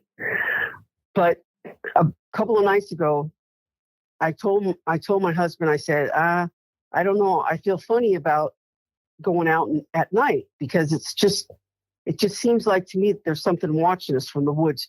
And we had, listened to different stories about Sasquatch and whatnot. And he went out on Wednesday night to take the dogs out. It was about 10 o'clock. He took the dogs out to go to the restroom, and he heard what he described to me as like a bulldozer coming through the woods, but you couldn't hear the engine of a bulldozer. It was just trees and everything crashing down. And I was like, I told you, I said, I just don't feel right about it. And then Thursday night, the next night, we had storms here in Alabama, in Ottawa County, because that's where I'm at. And the rain would, lull in and out, and the thunder and the lightning would go in and out. And I was kind of drifting off to sleep. And just as I got to the point where, I was halfway in and out, I heard we have a screened-in porch, and the screened-in porch is made with metal and just screen. And I heard what sounded like to me was someone trying to open the back door. And if anything bangs up against that metal, you can hear it.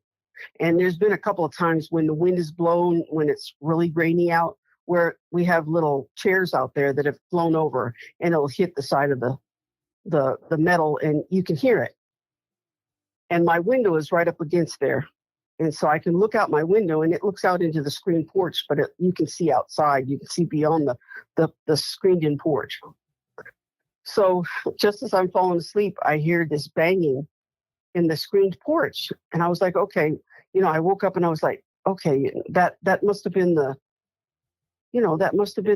storm, because the storm was going in and out.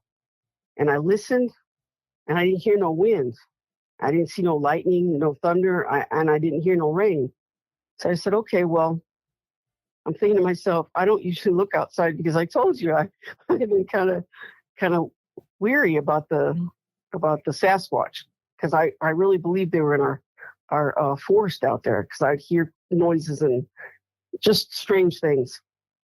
So I get up and I look out my window, and sure enough, our neighbor's light, and I noticed this few times before, our neighbor's light, it goes on if something, it's like a motion sensor light, and it'll go on if something is walking back there. But whenever I've looked out there, I've never seen anything walking back there. So I've always thought that, there might be a Sasquatch. So anyways, I looked out, and their light was on, and I'm looking straight.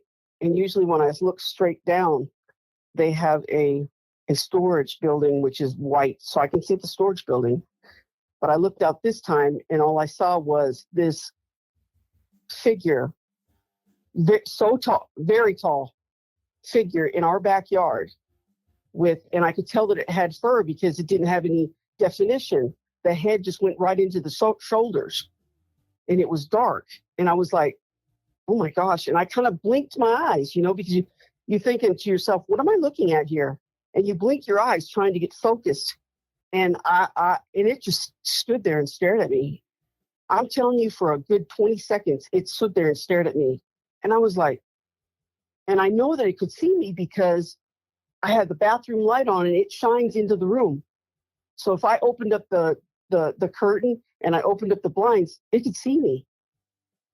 So I was like, no, I can't be seeing this. And I kept blinking my eyes. And finally I said, okay, fine. I said, no. So I got up and I ran into my husband's room where he was at, because him and I, we snore. So we keep each other up. So we kind of sleep apart. So I ran in there and I told him, I said, Robert, there's something outside. I said, I you know what I think it is. And he just looked at me. He grabbed the gun out of the case and made sure it was loaded, and he came out. And by the time we got out to the living room, because it goes into the porch, I said, do you want me to turn the light on? He said, yes, turn the light on. And I turned the light on, and by the time we got out here, it was gone. Well, we all know how fast they can go, and they can, get away and everything. But I mean, I'm telling you something, Jeremiah, that just really scared me. It really scared me. I was shaking all night long. I told him, I said, honey, do you mind if I sleep with you? And I went in there and I slept with him. And for the last 2 nights, I've been sleeping with him. I don't know if I will be able to go across the house to the other room. I just don't know if I can do it. But anyways, that's my story. Holly, that is incredible. Thank you for sharing. And that's happening in like current day, right? You said? Yes. This happened 2 days ago. Yes. Were you able to get a good look at the face of the creature? It was dark out, Sure. If I'd have waited probably long enough, I might have gotten some lightning bolts and been able to see. Right. But I know it wasn't a person, because it was a full, there was no neck or anything. It was like the fur came all the way around it and all the way down its shoulders. Wow. It was just, I just don't know. I'm telling you, I don't know. I was scared. It sounded like you could really see a silhouette of the creature then? Yes. I saw a full silhouette, and it had to be a good, I would say a good 9 feet tall. Okay. Wow. Did you notice anything about the arms? Standing. Sorry. No, their arms were down by the side. So all I saw was like the head and shoulders going, and then the arms going down. That's all I saw. Okay. Because it was so dark outside. And the only reason why I could see that was because the neighbor's floodlight was on and I could see it was illuminating the back. You know what I'm saying? So then I could see the silhouette. Absolutely. Have you been doing any like yard work or clearing out brush on your property lately? Yeah, my husband and I have been doing that, and I have chickens in a pen down there, and I have ducks. Yeah. The other weird thing is the duck pen, the usual, what do they call that stuff that you use to go over the duck pen and stuff? Oh, like, no, the metal. Yeah, like a mesh type thing. Yes, mesh. That's what I was thinking. Yeah, the mesh metal has been, sometimes it's like pushed in, like something is trying to get in there. Oh dear. But I was thinking, I don't know. Maybe somebody else in the comments or something could say, do they ever go after chickens and ducks and stuff when they're? Oh, absolutely. Or do they? Absolutely. Oh, do they? There's this incident I'm thinking of in the 70s in Iowa, the Oakridge monster incident in Oakridge, Iowa, and the Bigfoot creature up here. It would go to this farm, the Pfeiffer's farm, and it would just take out all the farm animals, including turkeys and other fowls. No. So yeah, it's widely documented in others' stories as well. That fowl is on the menu for sure. Although, they're usually wanting something with a little bit more meat to it, but I mean, they're not going to pass it up is what it sounds like. Wow. Yeah. Yeah. There was a question from the comments, and you mentioned it was dark. Were you able to see, Frank is asking, would you able to see what color it was at all in the... No, yeah. I saw the silhouette. Just the silhouette. Yep. I mean, I wish I could have, and it was just as strange as it could be that I would sit there and look at it as long as I did. And I was thinking to myself, and I told my husband, I said, when I look out, because I've looked out before at night, before all this stuff started happening, I would look out at night and I could clearly see the neighbor's shed that's back there because it's all white. And when I looked out this time, I couldn't see the shed. And the reason why was because he was standing in front of it. And then it's like my eyes were trying to focus and my mind was trying to focus. Do you know what I'm saying? Oh, yeah. And then I said, wait a minute. And then I saw the silhouette and I was like, what the? And I just sat there and stared at it. I can't believe how long I stared at it. Oh, sure. Yeah. And then, of course, I said, no, I'm going to go and tell my husband. And he was like, we're not going to deal with that right now. Right. How wide across was the silhouette? I would say probably it is 4 feet. 3 or 4 feet. Yeah. Oh, that checks 3 or 4 out. feet. Yep. Because the arms were hanging down. So the arms have been part of it. So, yeah. Most people will say 4 feet across. So that totally checks out. The next day, did you go out and look for tracks in that area or anything where you saw it? Well, it was right in my backyard and we had grass in the back. So I didn't see nothing.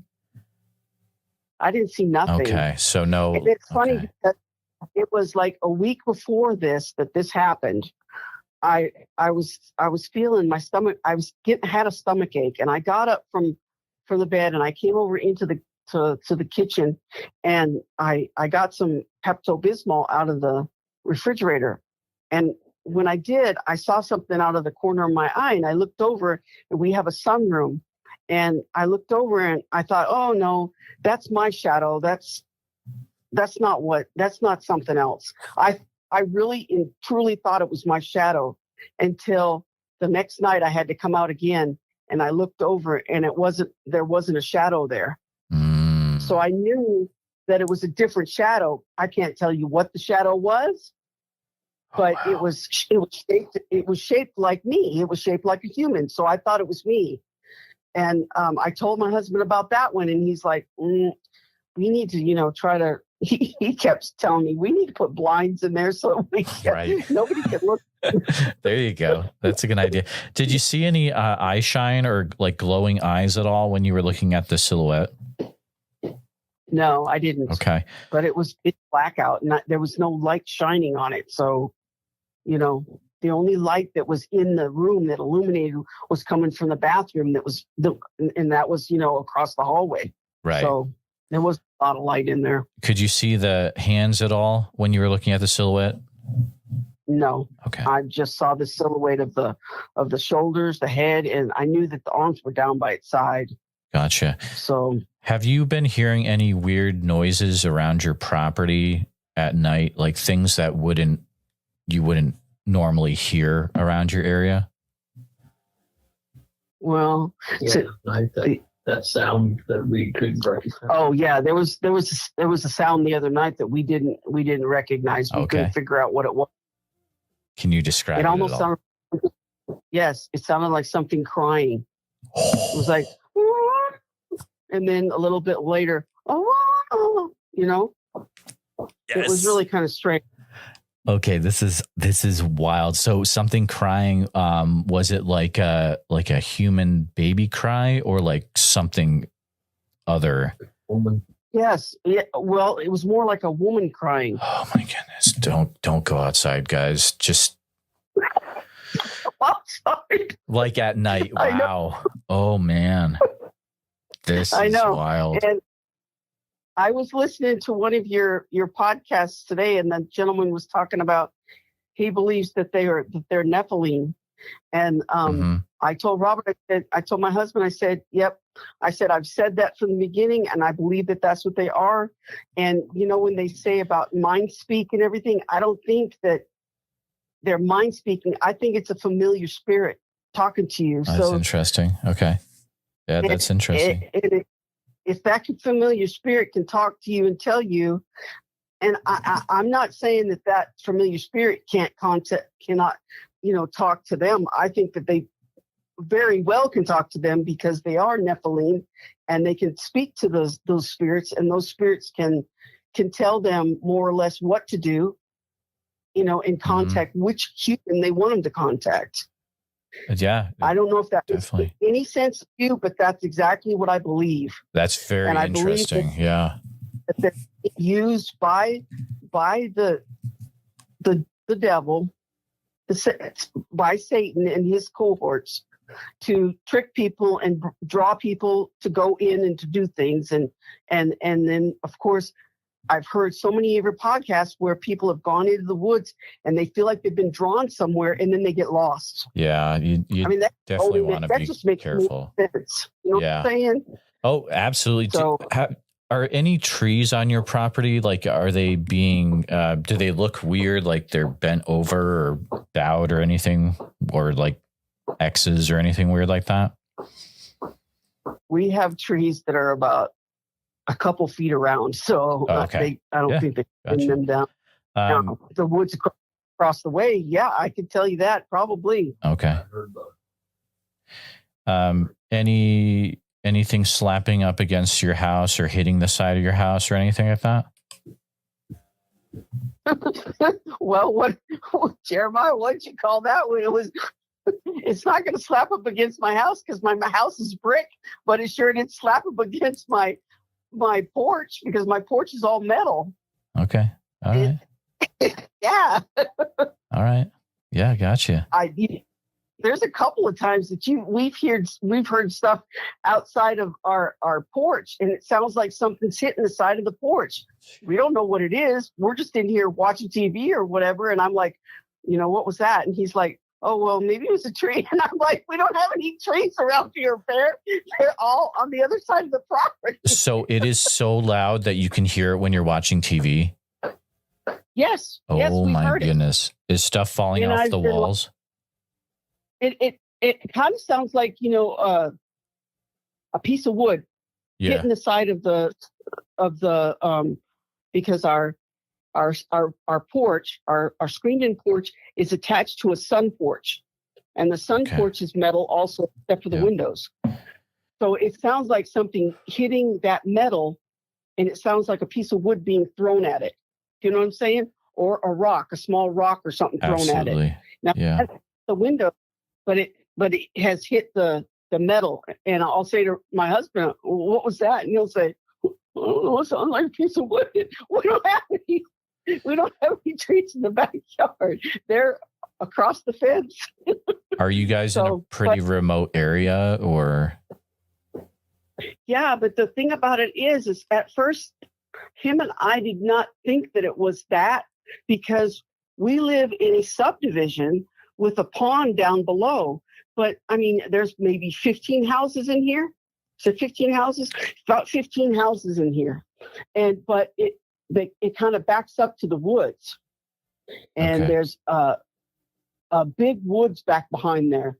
But there's the pond. And I told my husband, I said, "Hey," and I've got them on trail cams. I've got deer going down to the water to drink and stuff like that. So they've been through our yard, up and down our yard. Absolutely. So my husband said, "Well, if the deer are going down there, maybe that's a good trap right there for them to grab the deer." It's a solid food source. Yeah, I like the way he's thinking. Yep. There's a question like what Roger put in here. I was about to ask it myself. Have your neighbors had anything happen? Have you ever talked to your neighbors about anything they've experienced? I don't think I'm brave enough to ask my neighbors anything, because this is strange. I mean, I'm talking to you about it, Jeremiah, but I don't think I would be able to go across the street and ask my neighbor about it. Well, I just see, here's the thing. I might get brave enough for it. I don't know. Here's the thing is, you don't have to go out and say big. You'd be like, "Hey, have you had anything weird happen around your property lately?" I mean, we've had and you can be vague about, and if they've experienced something, they're going to come right. They're going to be like, "Yeah, we've been having this happen and this happen." And it might be a thing where there's strength in numbers, especially if you do have one so close to your house and getting to the point where it's like hitting the side of your buildings. I mean, it's something to consider, definitely. Oh man. Yeah, it's good to talk to your neighbors. Don't be afraid of. I mean, if you're at this point where something is definitely happening on your property, you want to have someone else on your side. That's how I look at it. Wow, this is wild. You got to keep me up to date with. There's going to be more stuff that happens. Definitely. Are you guys near like any big state forest or anything like that? No, we're not, are we? Okay. It's all rural. It is rural. It's very rural. We're at. It's very rural. Okay. In fact, he just reminded me too, when he said that he heard all that thrashing around in the woods that night. It sounded like a bulldozer coming through. He said all he heard was two footsteps. I mean, you kind of know the difference between if it's like a deer and it goes, four at a time. But he said it was only two at a time. But it sounded like it was, getting rid of trees as it was going and making all kinds of noise. He said, "Wow, I don't know what that was." And I was like, well, And then this happened to me, and both of us are like, "Oh, I don't know. We probably have a Bigfoot out here. I don't know." I mean, and I would say absolutely. I would put money on it that you do. Definitely. Yeah. Well, I'm only. Go ahead. Go ahead. I'm only concerned about my animals, really. But like I said, we're Christians, and so he's been praying over the property ever since that happened. And that's good. That's good. We're just going to believe that nothing else is going to happen. Do you throw scraps and food out in your backyard? That's really funny that you would say that, Jeremiah. Well, Frank put it in the chat, so I'm going to give him credit. But yeah, go ahead. Every time I get something out of our freezer that seems like it's got some freezer burn on it, I take it out there and I put it by the pond. And, Okay. my husband and I were talking about, well, a stray dog's going to get it, or because we had some stray dogs around here. We don't anymore. Maybe that's why. But yeah, I put stuff down there and of course it's gone. But I always thought that I was probably feeding this stray dog or something. But yeah. I mean, maybe I shouldn't do that anymore. Well, I mean, so here's the thing. You're kind of in a catch-22 situation, right? So let's say if you were really throwing out food and it's been a constant thing and like the Sasquatch is coming to eat the food, you have to be kind of like, if you shut that down, that's in some incidents that can cause to things can happen where it can kind of escalate. So it's just be aware of that, but I don't know. Right. I mean, either way, I mean, if you have actual like ducks and things on your property, I don't think it matters if you're throwing out scraps, because at the end of the day, you still have a food source on your property that's potentially going to bring that, right? So, well, we have locked up. We have them caged in at night. We don't let them out. The only time they get let out is when I go out there to change out water and give them food, and then they get locked up right away. So I'm hoping that that's not gonna. And of course, I'm gonna pray and let God take care of it, because that's the most important thing. Absolutely. It's just to know God's gonna take care of it. Ooh. Hold. Here's a good one. So real quick, Laura, thank you for the $2 sticker. I really appreciate that. Anything that's given to the show during these by Super Chat goes directly towards going full time. Jeffrey had a really interesting question. Have you seen any what they are called orbs or floating light balls of light, anything weird like that on your property? No. Okay. Mm-mm. All right. No, cool. That. See, Cool. The thing is we're Christians, so there's a lot of things that my husband and I we pray over our property. We try to walk our property and make it known that God's the one that owns this place. Sure. Yeah. And, yeah. I don't know if something happened and the door was open and that's the reason why the Sasquatch thought that he was fine to come in. I don't know. I can't tell you. But we do put floodlights out right next to the chicken coop and the duck coop. So if anything walks even remotely near it, those lights go off. And so I don't know. Maybe that deters them from coming over to my property. I don't know. Except for that night. Could. I mean, it's a different side of the property. So him coming over and coming next to my porch, he wouldn't have those lights wouldn't have gone off. Right. So I don't know. And he might know that. They might be that smart to know where to go and where not to go on your property. Oh, I think what I'm saying? I think they're absolutely smart. Definitely. One thing you can also think about is, and this is kind of a joke in the community, but I think there's some truth to it, is if you don't want Bigfoot to be on your property, all you got to do is put a game cam up. Because I have one game. Oh, you have one up. Okay. Yes, that's why we see deer on our property. Oh, true. But it's it's not up in the backyard. So my husband was talking about putting one in the backyard also. Yeah. So we may. I think that would be worth looking into. Yep. Yeah. See, the deer come through our front yard and go to the backyard to go down and get to the water source. Mm-hmm. My husband has seen him several times, and I've got pictures of him from the game cam. Wow. Oh, guys, this is a wild one, and it always gets me when I'm able to talk to people where it's happening like right now, current day. Those are the most crazy. Definitely keep me in the loop. It's Holly, right? Yes. Yeah. You can, do you have my email, bigfootsociety@gmail.com? You can, yes. You can contact me that way if things continue to happen. I would love to continue to know what happens with this. Yeah, I will. Yeah, guys, talk to your neighbors. I would really recommend it.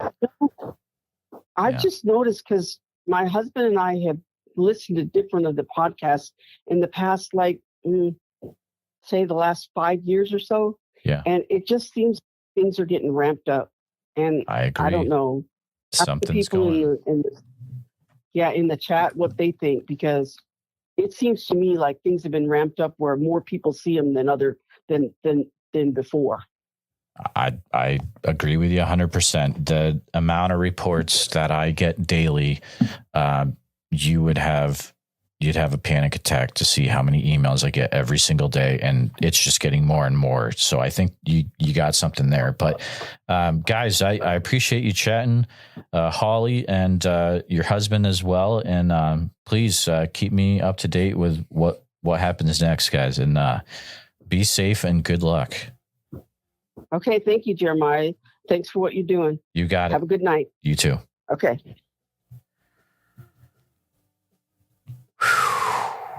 Wow. That was wild. Those are the ones that I live for.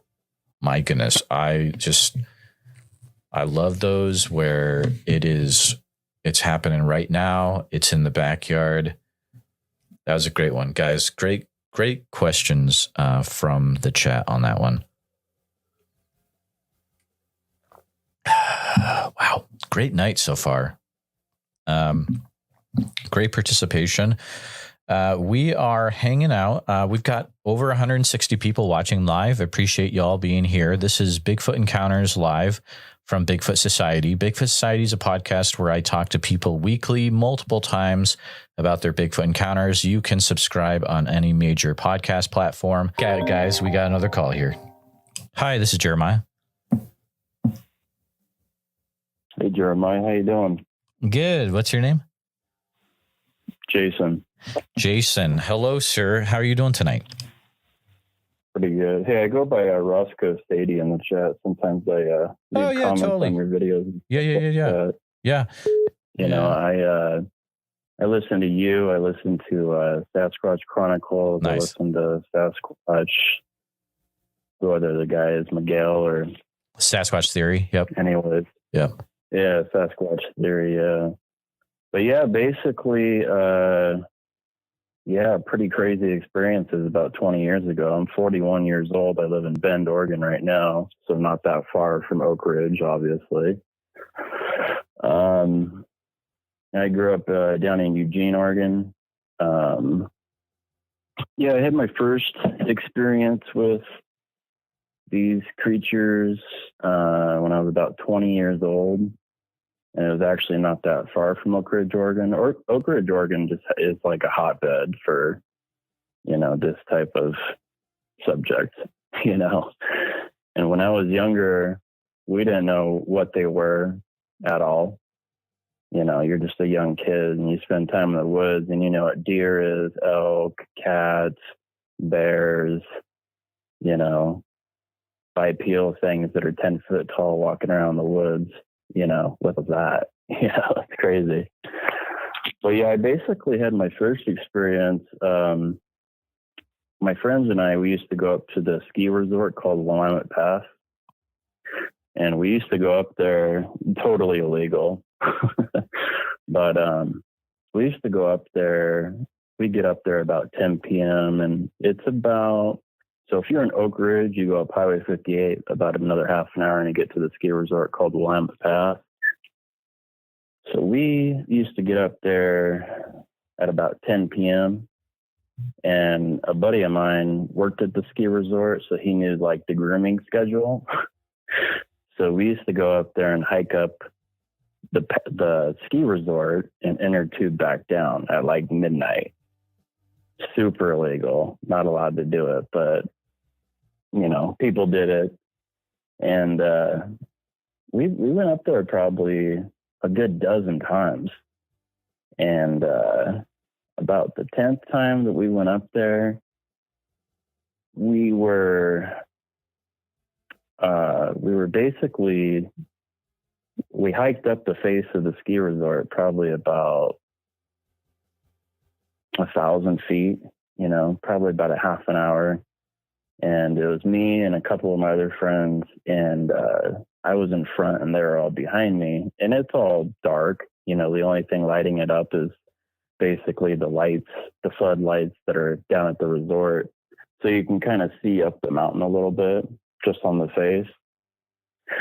And, it was about 12:30 at night, and clear night, moon is out and everything like that. And, I'm looking up in front of me and I see this black thing, like human looking thing, walking from the tree line.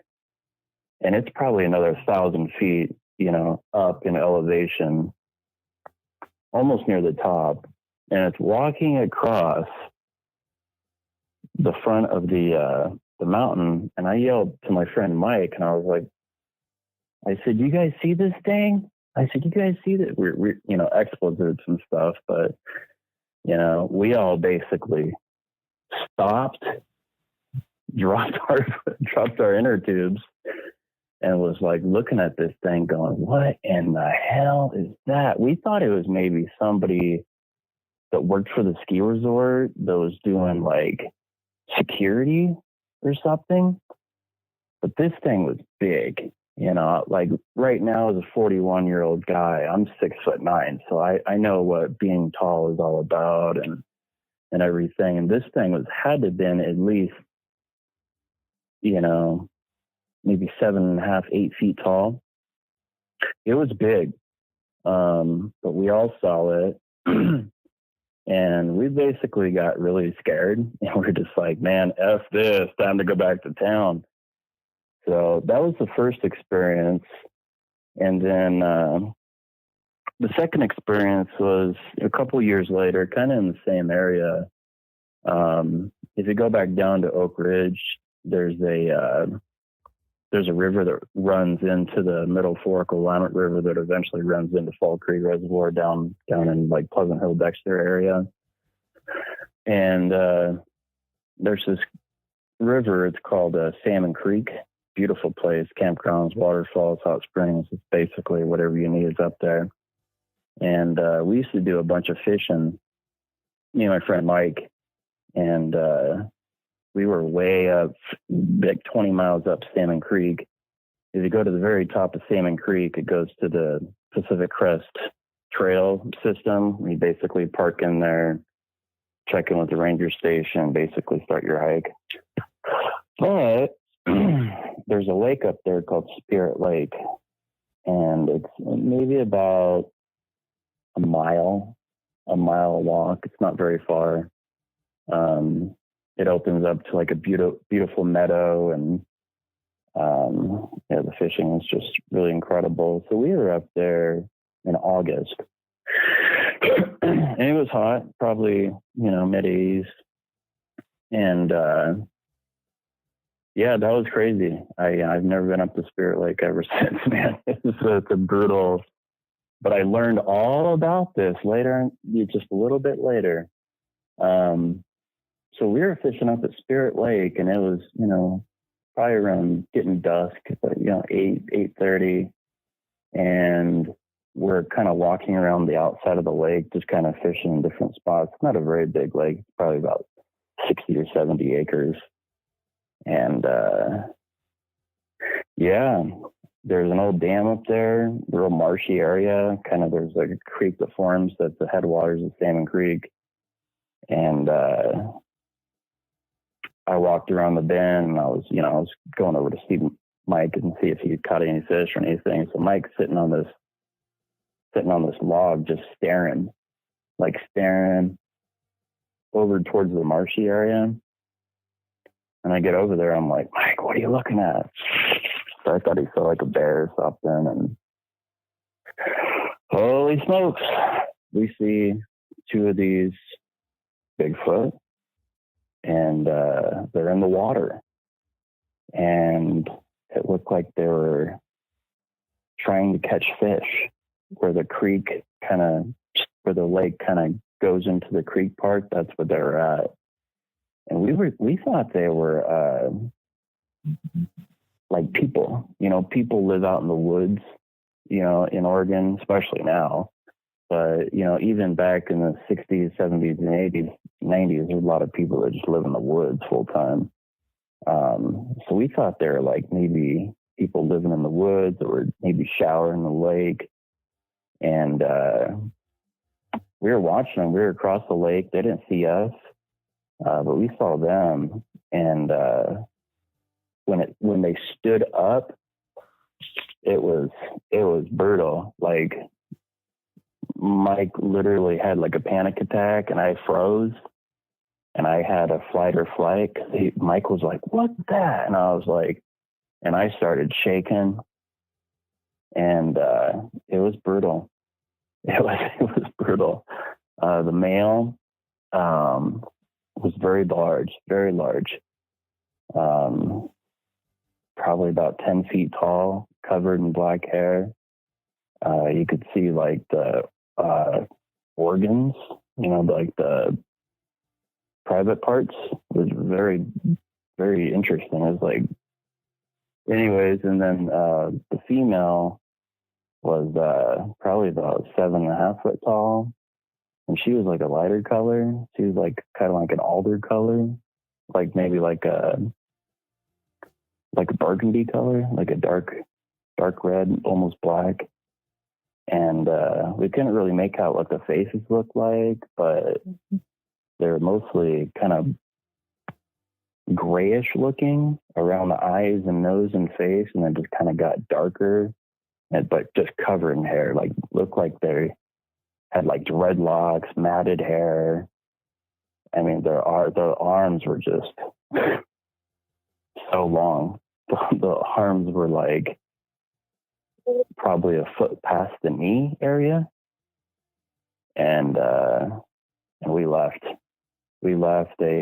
They walked into the bushes, and I grabbed Mike, and I was having trouble like getting my legs to move because I was looking at these things going, okay, what are these? This doesn't look like an animal, and this doesn't look like a human. What is this thing? So that was pretty brutal. And then we ended up running. We left our tackle and our fishing poles, and we ran back to Mike's truck as fast as we could. And I didn't catch my breath until we like got basically back to town, which is like an hour away, Eugene, Springfield area. And I made a report. I talked to she used to be really popular. I don't think she does any Bigfoot stuff anymore, but her name is Autumn Williams. Yeah, Autumn's no longer with us. Did she pass away? Yeah, I saw it on a channel, I believe, unfortunately. Yeah. God, what a bummer. I knew she was sick. The last time I talked to Autumn was probably, oh boy, let's see, we're in 2024. Probably, man, a long time ago, maybe 8 years ago. I think I found her on Facebook randomly, and I sent her a message, and I said hi, and she said hi, and I said, how you doing? Still living in, well, she's gone, so I was like, still living in Eugene? She's like, yeah. She said she wasn't doing very well. She had some type of cancer, some type of disease. I thought it was maybe autoimmune disease or something, but yeah, I met her. She was probably in her 40s at the time, maybe. I can't really remember. I was 2021, and just, a guy getting on the internet and just typing in Bigfoot sighting, Oregon, and then Oregon Bigfoot popped up. And I think this was kind of right before the BFRO started getting established, or maybe it was just getting established, but I basically filled out the form. Grammar is horrible. The spelling was horrible. Because I didn't know, I didn't know what these things are. I've seen them on 2 different occasions. And like even my friend Mike, I was like, man, remember that time we were up at Spirit Lake and we saw those big people? And he was like, just forget about that stuff, man. Oh, wow. You know? Really? That's wild. Yeah, just crazy. But yeah, I made a report on her website, and boy, she called me that day. And I made a report on another website, and I later found out that was a mistake because the guy showed up at my house. And that was my first experience with, okay, Bigfoot people can be cool, but other people can be Not dangerous. cool. When I went out with Autumn and her boyfriend at the time, Sky, he was a Native American guy. She was like, "Did you make any reports anywhere else?" And I said, "Yeah, I made this report on this other website." And this guy called me on the phone, and he really wanted to come interview me. And I was like, no, because I'm like a young kid. And, you know, I'm not really sure what I saw because I don't know that much about the topic. Right. But I do know that it was something very big. And I've seen them on separate occasions. I had another sighting. We were coming down off the mountain. One ran across the highway. Literally took 2 or 3 steps across the 2-lane highway, put its hand on the guard railing, and hopped over at 2 o'clock in the morning. Where was that? That was on Highway 58. All these were on Highway 58. Okay, so it's crazy. Like Oakridge is just a crazy. So when I was listening, I don't want to get off the topic, but when I was listening to the people that are throwing the Sasquatch Festival in Oakridge this summer, when I listened to their story on your channel, I was like, this is crazy. Yeah, I'm going out there, dude.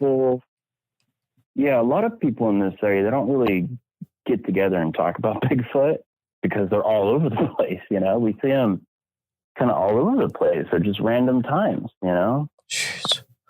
But I've been talking to random people just through Facebook that I know are from Oakridge. I'm just hitting up random people, and everyone in that town has had some kind of interaction. It is the wildest thing I've ever experienced. That town in that area is nuts. It's like everyone, not nuts, but you know what I mean? Like, it's just, I've never had an area where everyone knows about it and is just like, yep, I've experienced it too. It's wild. There are ancient canyons in that area, like big. I mean, this is all because there's the lava flows off the mountain, and there's massive lakes and everything, but there's also massive canyons that are valleys. And, you know, my old boss at a fishing store, he said, when we were logging up in that area, we used to see them all the time. They would throw 50-gallon drums of diesel all over the place. No way. Yeah. Just like in California in the 50s. What? Oh my goodness. Right. This is nuts. Just crazy. But yeah, so I had the interaction with Autumn first, like her and her boyfriend at the time, Sky. They came over to my apartment. They picked me up, and we went out to Spirit Lake, man. And it was crazy. It was crazy. Like, we got up there. They knew all about Spirit Lake. Autumn was a fascinating person. That's what I hear. Even when I met her when I was 20, 21, just a plethora of information. I mean, she really schooled me. She showed me pictures that blew my mind. And, you know, I wasn't interested in Bigfoot or Sasquatch. I was interested in going fishing, catching big fish. Sure. You know, but I just kind of had these experiences because we were out in the woods all the time, acting a fool, trying not to get in trouble, or we were hiking, fishing, trying to find new spots that nobody's been to. And I guess when you're just kind of out there at random times during the year, maybe they're just there. I mean, that's probably their house, you know. That's we're Absolutely. You know, in their house. Basically, we're in their backyard, you know. And she told me about a place up in Washington by Mount St. Helens, and they used to go up there and do research, I guess. And she showed me all these pictures of Bigfoot tracks. It was nuts, hundreds of them. Wow. Hundreds of them. I was like, what are these things? And she's like, they're basically like, I don't remember exactly what she said, but she basically told me that they think that they've been here for thousands of years. Yeah. That they've never been, proven to be anything because, if they find a hair or something that comes back, like, we don't have it in the human database, so they don't really know what it is. But yeah, she, I think it was right around the time that she wrote that book, because she had that book with her in the truck, and she was like, and I actually still have it. She gave it to me, and oh, wow. She probably had multiple. Yeah, the book Enoch. So I've kind of, I haven't really called anybody until I talked about it any of this. Yeah, when I called Autumn, she was like, you did not tell him where you live, did you? And I was like, I kind of did. And she was like, that guy is crazy. Like, she told me that they did something on TV with some major network, and he was trying to like sabotage them. And I said, wow, this is crazy. You guys are crazy. Have a good day. And you kind of walked away. Yeah.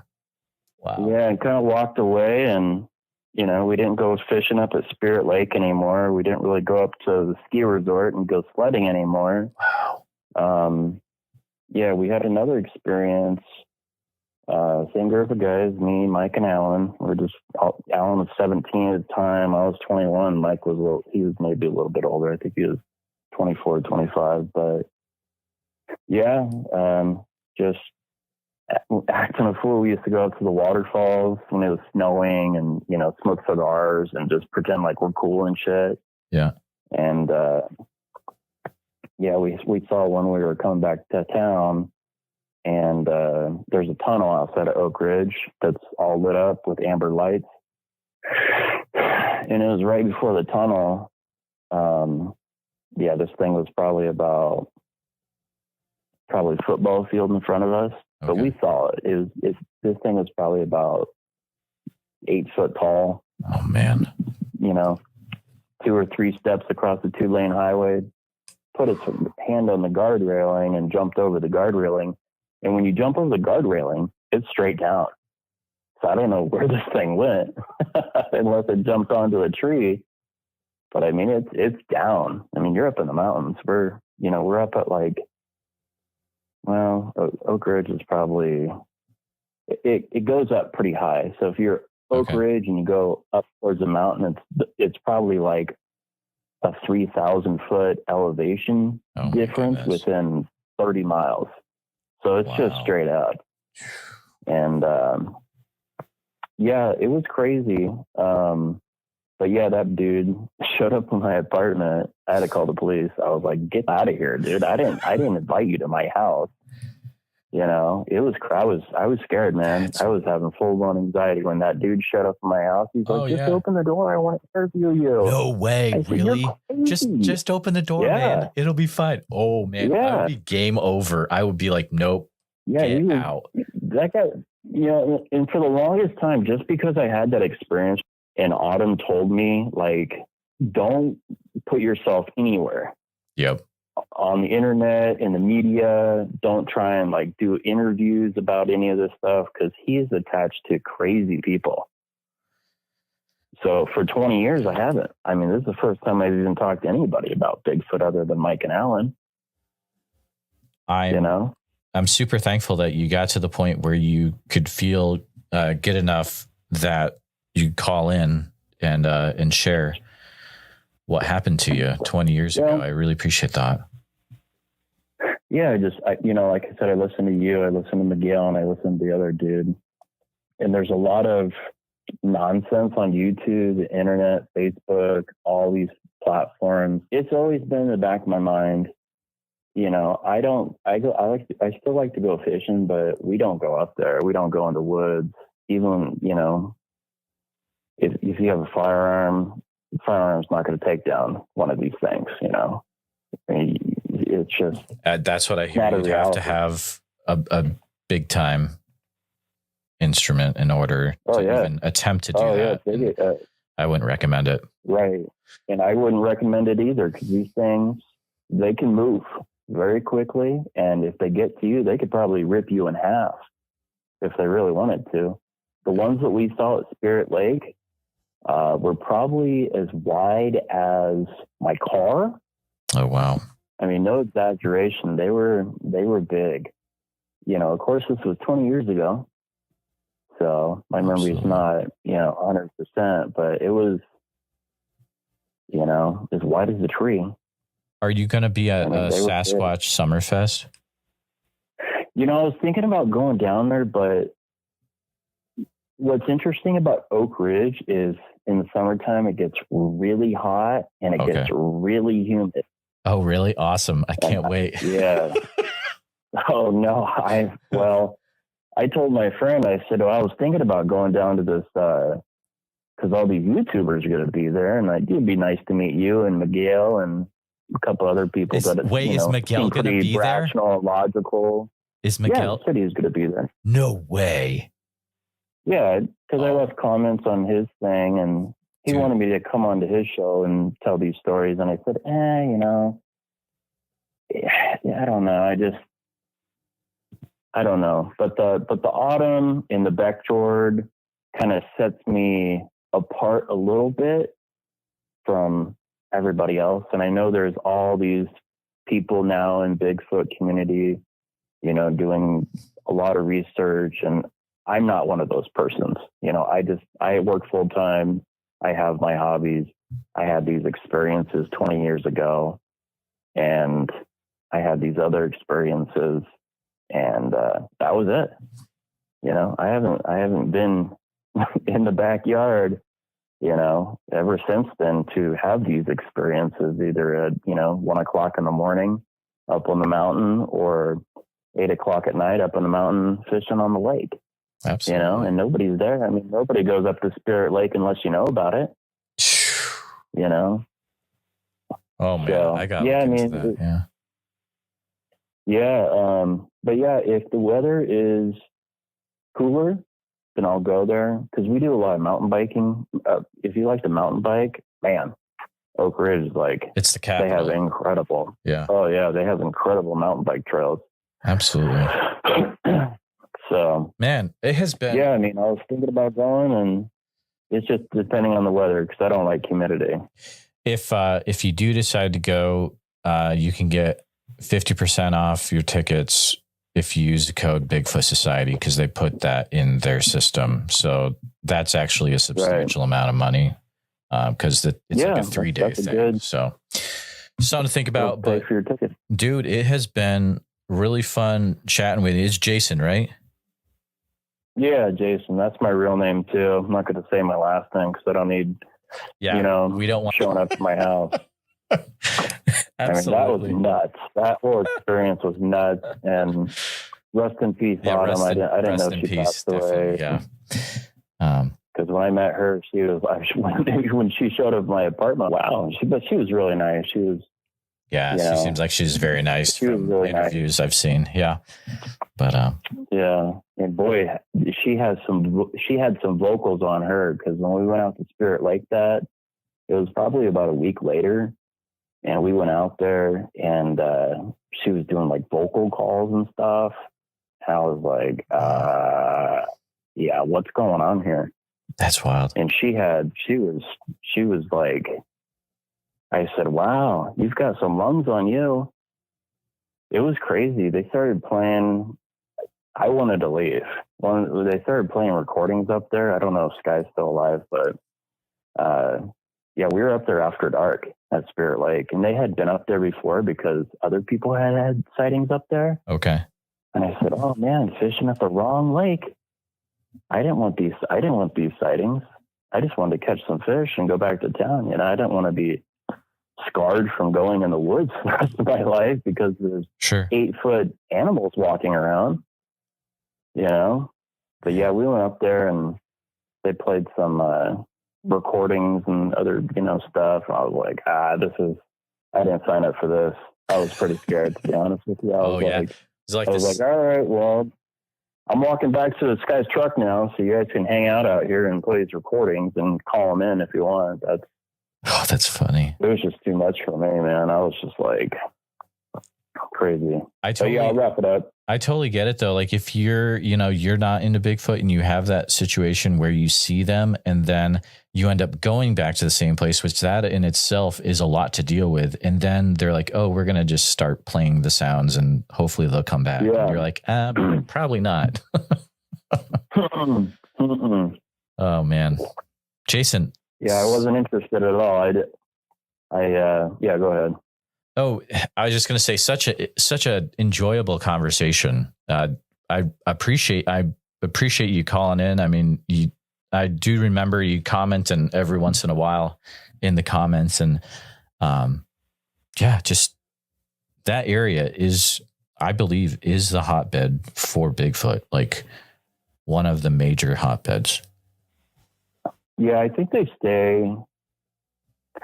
Well, I mean, I've watched videos and done a little research, but nothing major. But I think they stay to like mainly the higher elevations over here. But I mean, I never knew that there was like Bigfoot in Missouri, Oklahoma, Arkansas, Texas. I'm like, what are you talking about? There's Bigfoot an hour away from Dallas? That's nuts. Absolutely. Yeah. I mean, how did they get, because I grew up on the West Coast, man. I grew up Mount Bachelor, Mount Hood, Willamette Pass, Three Sisters, all these high Cascade elevation places. And, I just thought that they were like in Canada, Alaska, Washington State, Sierra Nevadas, Oregon. And they're having sightings in Utah. And I mean, where are they going to have sightings in New York? It's crazy. I'm like, wow, there must be hundreds out there. Oh, I would even say thousands. Animals. Yeah. Now you're right. They're all over the place. The more you look into it. Yeah. But yeah. So yeah, it's crazy, man. I don't want to be a part of it. You could chop this up however you want to chop it up. You can play it on your live stream or make a episode out of it. You have my permission to do whatever you want. All right. Yeah, it just feels good to get it off my chest because, like I said, I haven't told anybody. I don't want to be one of those crazy people, But I appreciate you calling in. Yeah. Would you, if you could take a minute though to fill out the guest release, you just have to click on the link in the description. Super easy to fill out. It just sure. Just helps both of us. I appreciate you calling in, Jason. Again, it's been fun chatting with you, and I hope our paths cross in the future sometime. Yeah, man. Can't miss me. I'm about 6'9" with glasses. So there you go, man. All right, dude. So, all right, man. Have a good night. See ya. All right. Bye. Oh my goodness. This is, I had a feeling. Okay. That call from Jason, that makes me even more excited for Oakridge coming up in July, Sasquatch Summerfest. I'm going to be there. Going to be there for a few days, not talking, not vending, but I will be trying to interview people in the area, and to know that Miguel from Sasquatch Theory is going to be there too. That's fantastic. I hope we're able to hang out. Hopefully, I had a feeling the Sasquatch Summerfest is going to be the thing that people are talking about for the next 20 years. It's just going to be a really special time. It's in Oakridge, Oregon. So I'm going to have to fly into Eugene and then drive about an hour southeast. It's in the Willamette National Forest. It's this small mountain town called Oakridge. It's a 3-day festival. So, man, guys, I've never seen the live. We had over 200 people hanging out. Good stuff. We're coming up at about 2 hours. You all have a great night. I'll see you next week, hopefully, and have a good one all. Please take a minute to help out the show by subscribing on YouTube, making sure you hit the bell so you don't miss any notifications, and share the episode on YouTube with a friend.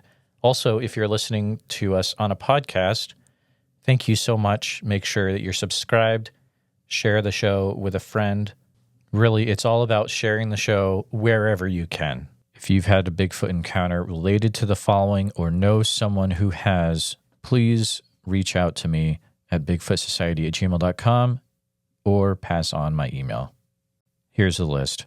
All right, I'm going to use this space this week to announce that I'll be at the Sasquatch Summerfest in Oakridge, Oregon as an attender. I won't be presenting or anything, but I'll be hanging out, trying to interview people that have had Bigfoot encounters. If you're from the Oakridge, Oregon area or surrounding and you've had a Bigfoot experience, please contact me directly, bigfootsociety@gmail.com. Also, Priscilla was nice enough that if you get your tickets through SasquatchSummerfest.com and use code BigfootSociety, you can get 50% off the cost of your tickets, which is a big amount. So code Bigfoot Society to get 50% off your tickets, SasquatchSummerfest.com, and helps out the podcast as well. A special thank you to all the Bigfoot Society Patreon and YouTube channel members. It's your support that helps keep the show going, and I extremely appreciate it.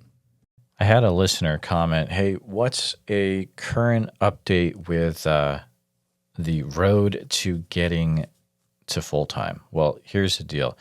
The push, as if you've seen on social media, is, well, now I've kind of tweaked it a little bit. So by my calculations, once we get 824 people in the Patreon, we should be good to go.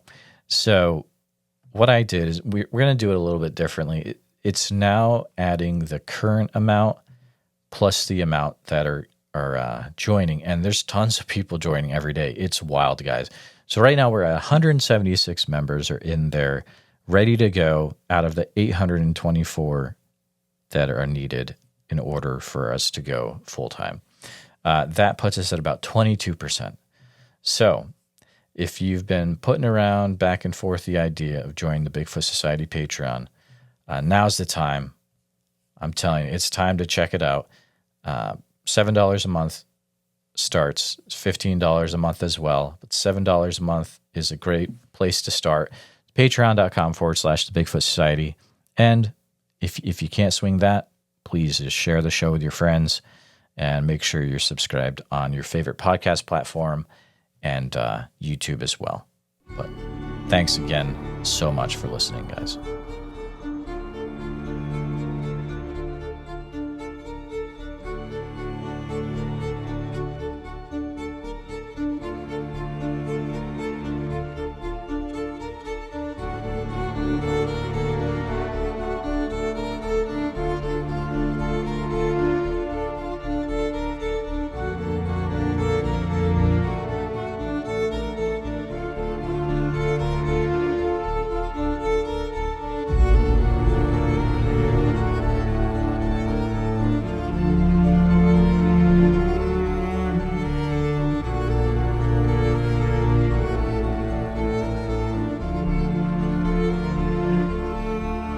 Her and I can get on here and we can tell our stories. Maybe there's somebody else out there listening that's too afraid to tell their story. Maybe this will give them the courage to come out and not feel so bad about it. Who cares what anybody thinks? I know what I saw. I know what's out there. That's all I care about.